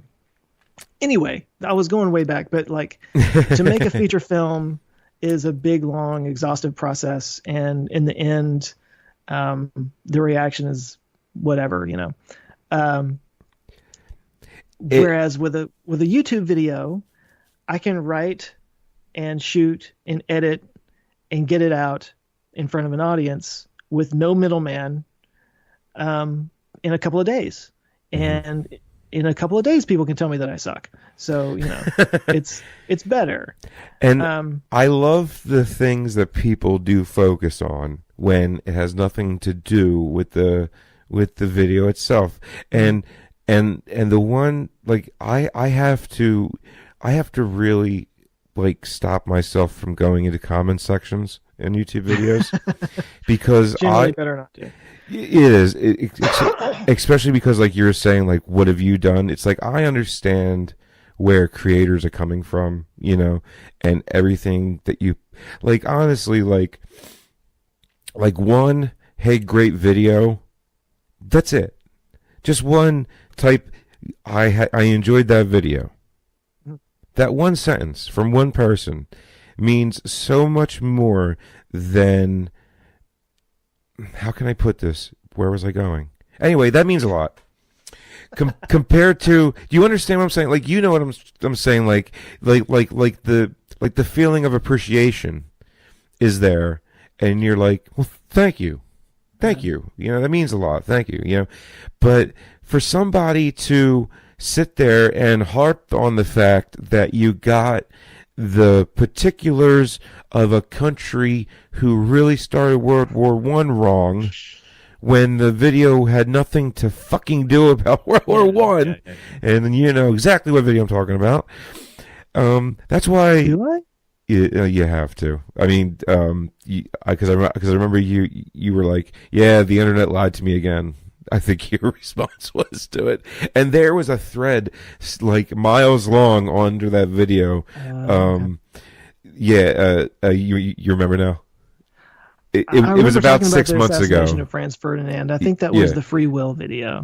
Yeah, exactly. That's which, of course, like you're saying, had nothing to do with the actual video. It was just a point that I was making at the beginning. Exactly, and you said Hungary instead of Bosnia or something. Yeah. And it had nothing to do with it. It had nothing to do with it. And I remember getting into this like long argument with the guy. Like, it had nothing to do with the video. The video was great. Who cares if he got? They don't even exist anymore. Who cares? It happened over 100 years ago. Who gives a shit? And it's always the Europeans for some reason. I don't know why. They. Well, I'll tell you. So, the whole metric system thing. Yeah. To all Europeans out there that might be listening to this, I love you all, but they get super triggered about that. If I use imperial units, if I say miles instead of kilometers, if I say pounds instead of kilograms or whatever, some people will get on there and they say, this is supposed to be a science channel and you're using imperial units. How can I take you seriously and all that? Look, we grew up with it. It's not our fault. It was indoctrinated into us. Like, I couldn't tell you what a meter is. I still couldn't tell you what a meter is. I honestly couldn't. I can't visualize a meter in my head. I try to. Well, here's what it basically comes down to for me. I'm lazy. If I do research on something and it says it in feet, then I go ahead and just relay it in feet, you know. And if I have time, I might do a little text thing on the screen that shows what it is in meters or whatever. Sure. But it's basically like I give it how I get it. And by the way, there's some different industries like the aviation industry, they talk in feet. They don't talk in meters. Yeah. Over here anyway. So that's like I have that's never like sort of the industry jargon. Yeah, like I have never been on a flight and a pilot come over and say we're now cruising at 35,000 kilometers or whatever. It's always 35,000 feet. So, well, what I think judging by the reactions that I get, I think for people overseas, they see an American, and they have their issues with America anyway, right? They're triggered they're triggered right away. You've lost already. You're American, so it can be, and let's just be fair. We've earned some of that, But I think when they see like Americans sticking with the whole imperial system, they just see that as us being contrarian and us being American exceptionalism and all that, and it's like just jerking off in their face how American we are, right? Like that's how it looks to them. And of course to us it's just those are just the measurements we use. That's just what we use. It's personal, what makes sense. Yeah. But I will say I've never had an American or North American whatever have a problem with me using metric units. Like I've never had anybody like, dude, translate that to something I understand. It's only when I do imperial and then the people on metric just get furious about it. So if there's I try to do it as much as I can in the metric system now, just because fair enough, honestly. Like if I ever hear something that's in metric and I don't understand what it is, I'll go to a metric calculator and I'll punch it in to understand what exactly they're saying. I'm not going to go on a comment section and spend 3 times the amount of time it would have taken me to do that on a calculator and lambaste the person who did it and curse them up and down for not using imperial or whatever. I mean, well, and that's what I'm saying. It's not about the metric system. It's about their impression of Americans and us being, unwilling to join the rest of the world in this thing. And for the record, if we did ever finally decide to flip over to metric, I'd be fine with that. We get used to it, Celsius, You get used to it. I've spent a little time in Europe and it's like, oh, okay, it's 30 degrees. That's really hot. It has taken me a month. I got a one of those thermostats, those smart thermostats you can control your phone, right? Yeah. It's stuck in Celsius. I don't know how to get off of Celsius. So it's taken me a month to get to know. I'm like, okay, I want it between 22 and 24 and a half, 24.5 Celsius. I don't know why, but that's about 70-ish kind of, I don't know. And look, if metric and standard was somehow like, there was like an easy calculation where I could like split off, but I mean, I know 100 Celsius is boiling when it's like, what, 300 and something for Fahrenheit? That's boiling? I don't know the exact number. Was it 212, I want to say. That sounds about right. But then, 0 Celsius is, 32 degrees Fahrenheit. So I don't know. That is such a wildly different number from each other that I have no idea what the calculation is for it. So sorry, but I am slowly but surely getting used to the whole Celsius thing. I really am. But that's just because of my thermostat. That's the thing. We would get used to it. We would adjust, and everything would be fine. It would be confusing for a while, but it definitely, metric system makes more sense, obviously. I mean, a kilometer is 1,000 meters and a mile is what, 5,000? I don't even know exactly what a mile is. How many feet? It's 5,260 or something. Something like that, yeah. Or 620. It makes no sense. No, it really does not. But, and then, get into yards. I don't know. Isn't a yard close to a meter ish? Ish, yeah. It's like 3.25, maybe. I don't know. Whatever. Anyways, so who's your favorite YouTube creator? Oh gosh, that's a good question. Okay, how about this? As far as science goes, there you go. Yeah. I'm trying to think of like who I'm subscribed to. So there's It's Okay to Be Smart is a good one. And it's really crazy that I'm at a place now where like some of these guys know me. Like these guys I've been following forever. Like, Smarter Every Day. Yes. Destin from Smarter Every Day. So on Monday's video at the end where I was doing my brilliant.com or brilliant.org sponsorship, they got this thing now called Daily Problems. That it's like you go and you solve little problems every day, and that's kind of what they're promoting. So I was talking about that, and I said something about like, so you can get a little bit smarter every day. Sorry, Destin. I just kind of like threw that in there. Right. And he tweeted at me. Awesome. He tweeted at me yesterday, and said, he says, I think it said, "I saw what you did there, Joe." And that's awesome. That's cool. I know, and I'm like, dude, are you kidding me? Like, I don't know if somebody that follows me probably follows him and shared it with him, or if he actually watches my channel. I don't know, but he's got a great channel. Obviously, there's Veritasium, or Veritasium, whatever. I still don't know how to say that word. I think it's Veritasium. Is it Veritasium? Okay. Yeah. Because I see the word, I'm like, hopefully they say it. 'Cause I don't know how to say that word. There's a couple channels names where I'm like, I don't know how to say that. Yeah. Oh, there's one called Exurbia, which is actually spelled with a 1 in there for an I at some point. It's a very philosophical, but also very funny channel. I don't know that one.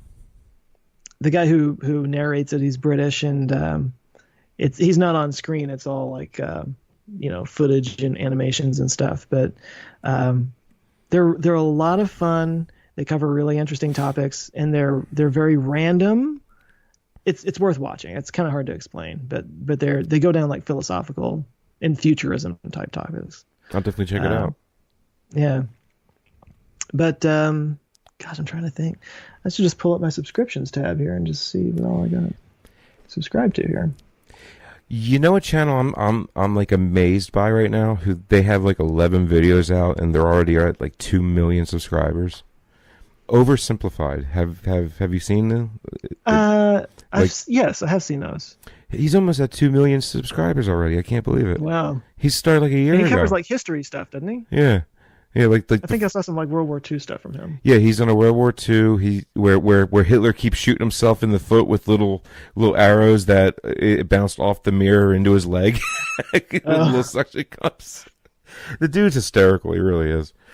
It's like Christopher Columbus. He went to the New World and he came back with something and a hammock. It's like what? Why don't you go check that out? They've shared a lot of his stuff. Yeah, it's really good.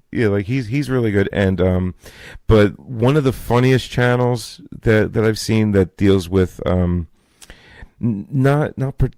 lot of it's has to do with history, but for some reason there's always animals involved. It's called Salmonella Academy. Salmonella, yeah. Is that the funniest goddamn channel you ever seen in your damn life? It's pretty good, yeah. Yeah, he's in the same. We're represented by the same people for sponsorships and stuff. Oh, right on. So he's kind of in that group. Half as Interesting is in that group. Second Thought is in that group. Knowing Better is another one that's in there. Yeah, that one, Second Thought, and Half as Interesting. I started following them after I think you gave them a shout out in one of your videos you did. Oh, okay. Yeah, and I think Curious Elephant I was already subscribed to when you threw which he's kind of done like a 180 on his videos of what he used to do. He's a lot more on screen now. Which he's on screen now. Yeah. Lay, his name is. Yeah. Yep. Lay Creatives. And I don't know what the reasoning was behind that. I could ask him. I think some people find that if you actually have like an on-screen personality, I don't know, people kind of connect with that a little bit more, and there's a little bit more that you can do with it if you want to change your subjects around. Otherwise, it's very topic centered. Right. But if somebody like, I mean, let's just look at me because I'm on camera. So like, if I chose to talk about some more random topic, like I covered the heroin thing, it has very little to do with the kind of thing that I normally talk about on my channel. I was like the thumbnail. I went, that's an interesting thumbnail. A little crazy looking. It was like a person made out of pills taking one. Yeah. I was like, that's kind of nuts. I stole it from somewhere. I don't know. Well, I mean, like if you drew that, I'd have to give you props for that because that was pretty interesting. Did not. Very artistic there. Yeah. I'll just take credit for finding it. Fair enough. But anyway, so I think that maybe that's part of his decision is like if you have an on-screen presence or an on-screen personality, people might follow that to more directions than you normally could do. You could do otherwise. Yeah, and like for me, like I was subscribed to him before all that, so to see him more on screen, it was a bit jarring at first, but it works. You know, it's not like I didn't enjoy the content any less or more. Yeah. But yeah, it was a bit jarring at first because I just wasn't used to it. But no, Lay's cool. You know, he talks a lot about SpaceX and all that. You know. Yeah. Yeah. What's up? Okay. Missy's going to bed, everybody. Good night. She doesn't care if I'm podcasting. That's Missy for you. Got her new mic. I'm so happy because the mixer is working out so well right now. I'm glad I got a new mic for it. That you can't plug into it. Yeah, I know. Yeah, it's just one problem after another, I swear. I'm stuck using this USB mic. Actually, just before we started this, I plugged in, I got an eGPU for my computer, an external GPU graphics thing. So okay. It's called the Blackmagic Design eGPU. So it's supposed to help process video better.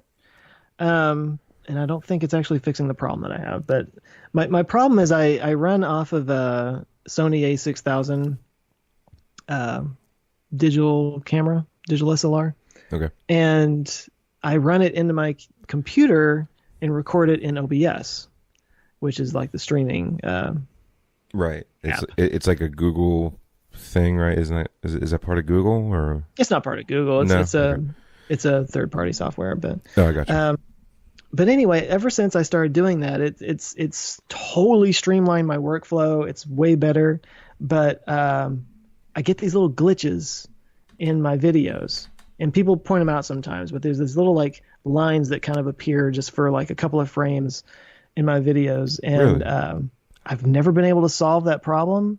I don't know if it's the device that I use to connect the camera to the computer, which is called the Elgato Cam Link. I always figured it was a processing issue, so that's why I got this eGPU. I tested it out just a little bit before we hopped on here, and it's still doing it. So I might have to find a new device to connect the camera to the computer, but there's not a lot of them out there, and I'm still trying to solve that problem. Anyway, sorry. No, I mean, honestly, I was just thinking about the problem that I'm having with my mixer, and I think I'm gonna have to finally start using my Alienware computer that I don't like to use for anything else but iRacing, because I use it strictly for iRacing so I can have my frames per second up as far as I can.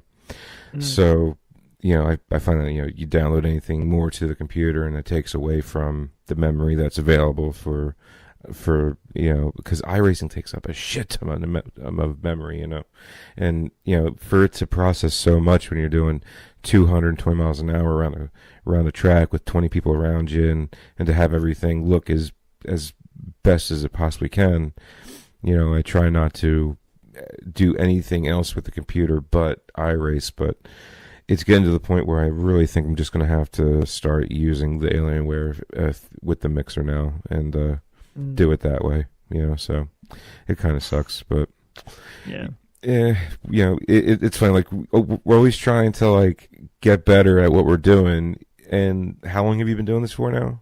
How many years have you been doing the show? Exactly. 4.5 years. Yeah, same here, and we're still trying to find new ways to do it, and it's like we go backwards and then we get better at it, we go backwards, get better at it, go backwards, get better at it, Well, that's like the piece of advice I give people, they're always asking like, what advice can you give me if I want to start a YouTube channel? It's like find efficiencies, like just constantly be looking for a new way to cut out a step.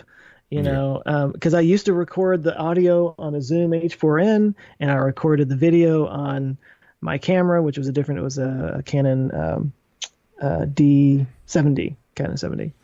And so I would have to like I would record it, and then I would take the video card out, and then I would take the audio card out, and I would plug it into the computer, and I would drop it into the thing, and it would transfer over, and then I would put it, it was just like all these different steps.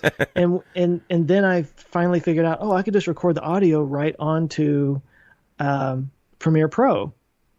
And that cuts out that step of having to, take the audio and but I still had to sync it all up.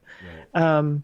So then when I started doing more live streaming for the channel and I got a little bit more familiar with OBS, it was like, I can just record on OBS.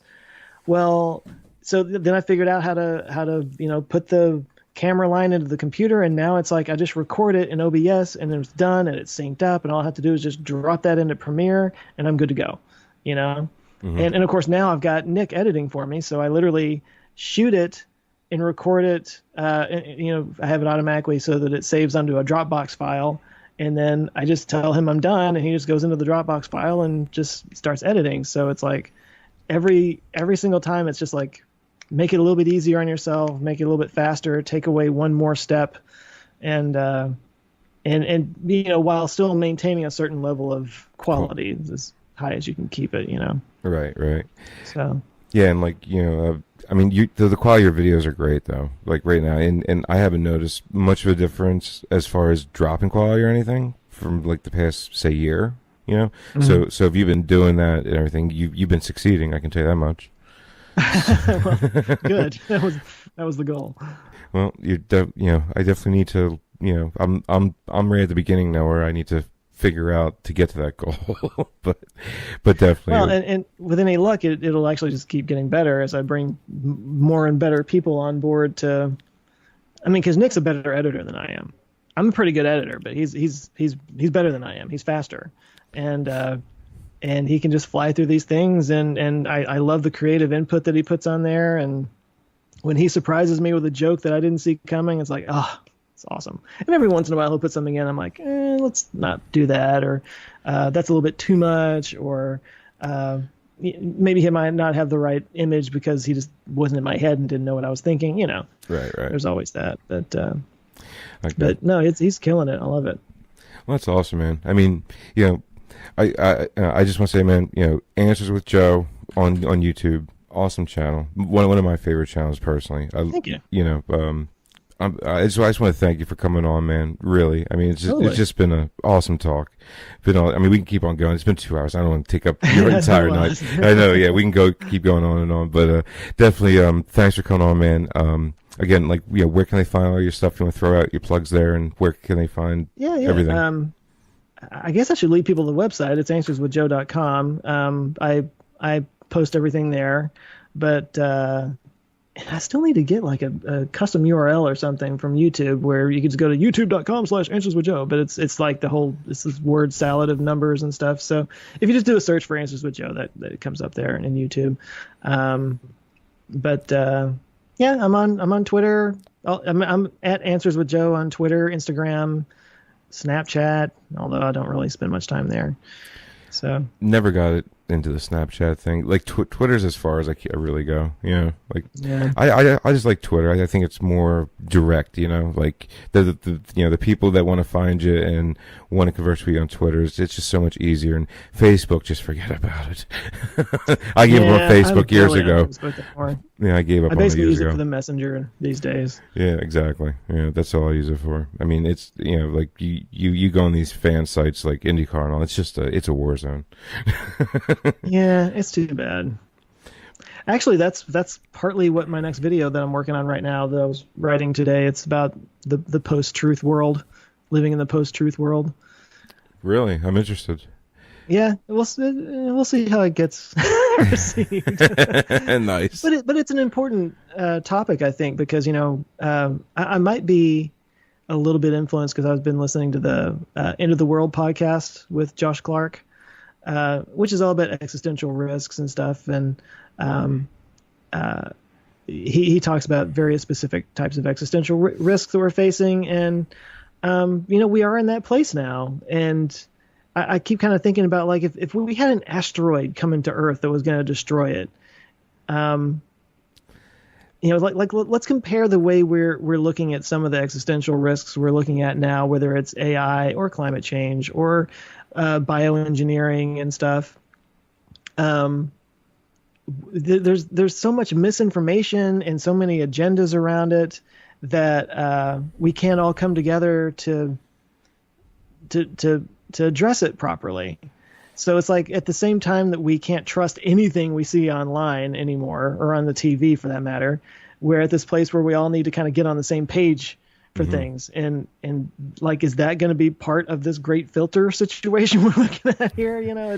It's kind of scary. And it's almost like we almost need, like, we almost need to do this, and we're all going to go to Mars and be a happy, a happy, like, civilization to go to Mars, when we can't even agree on a number system.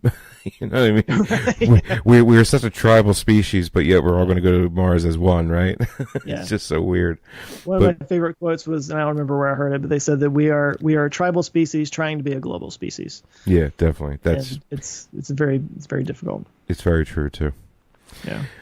Well, again, Joe, thank you for coming on, man. Totally, I appreciate it. Way Off Topic Radio. I'm sorry it took so long to make it happen, though. Oh, don't even worry about it, man.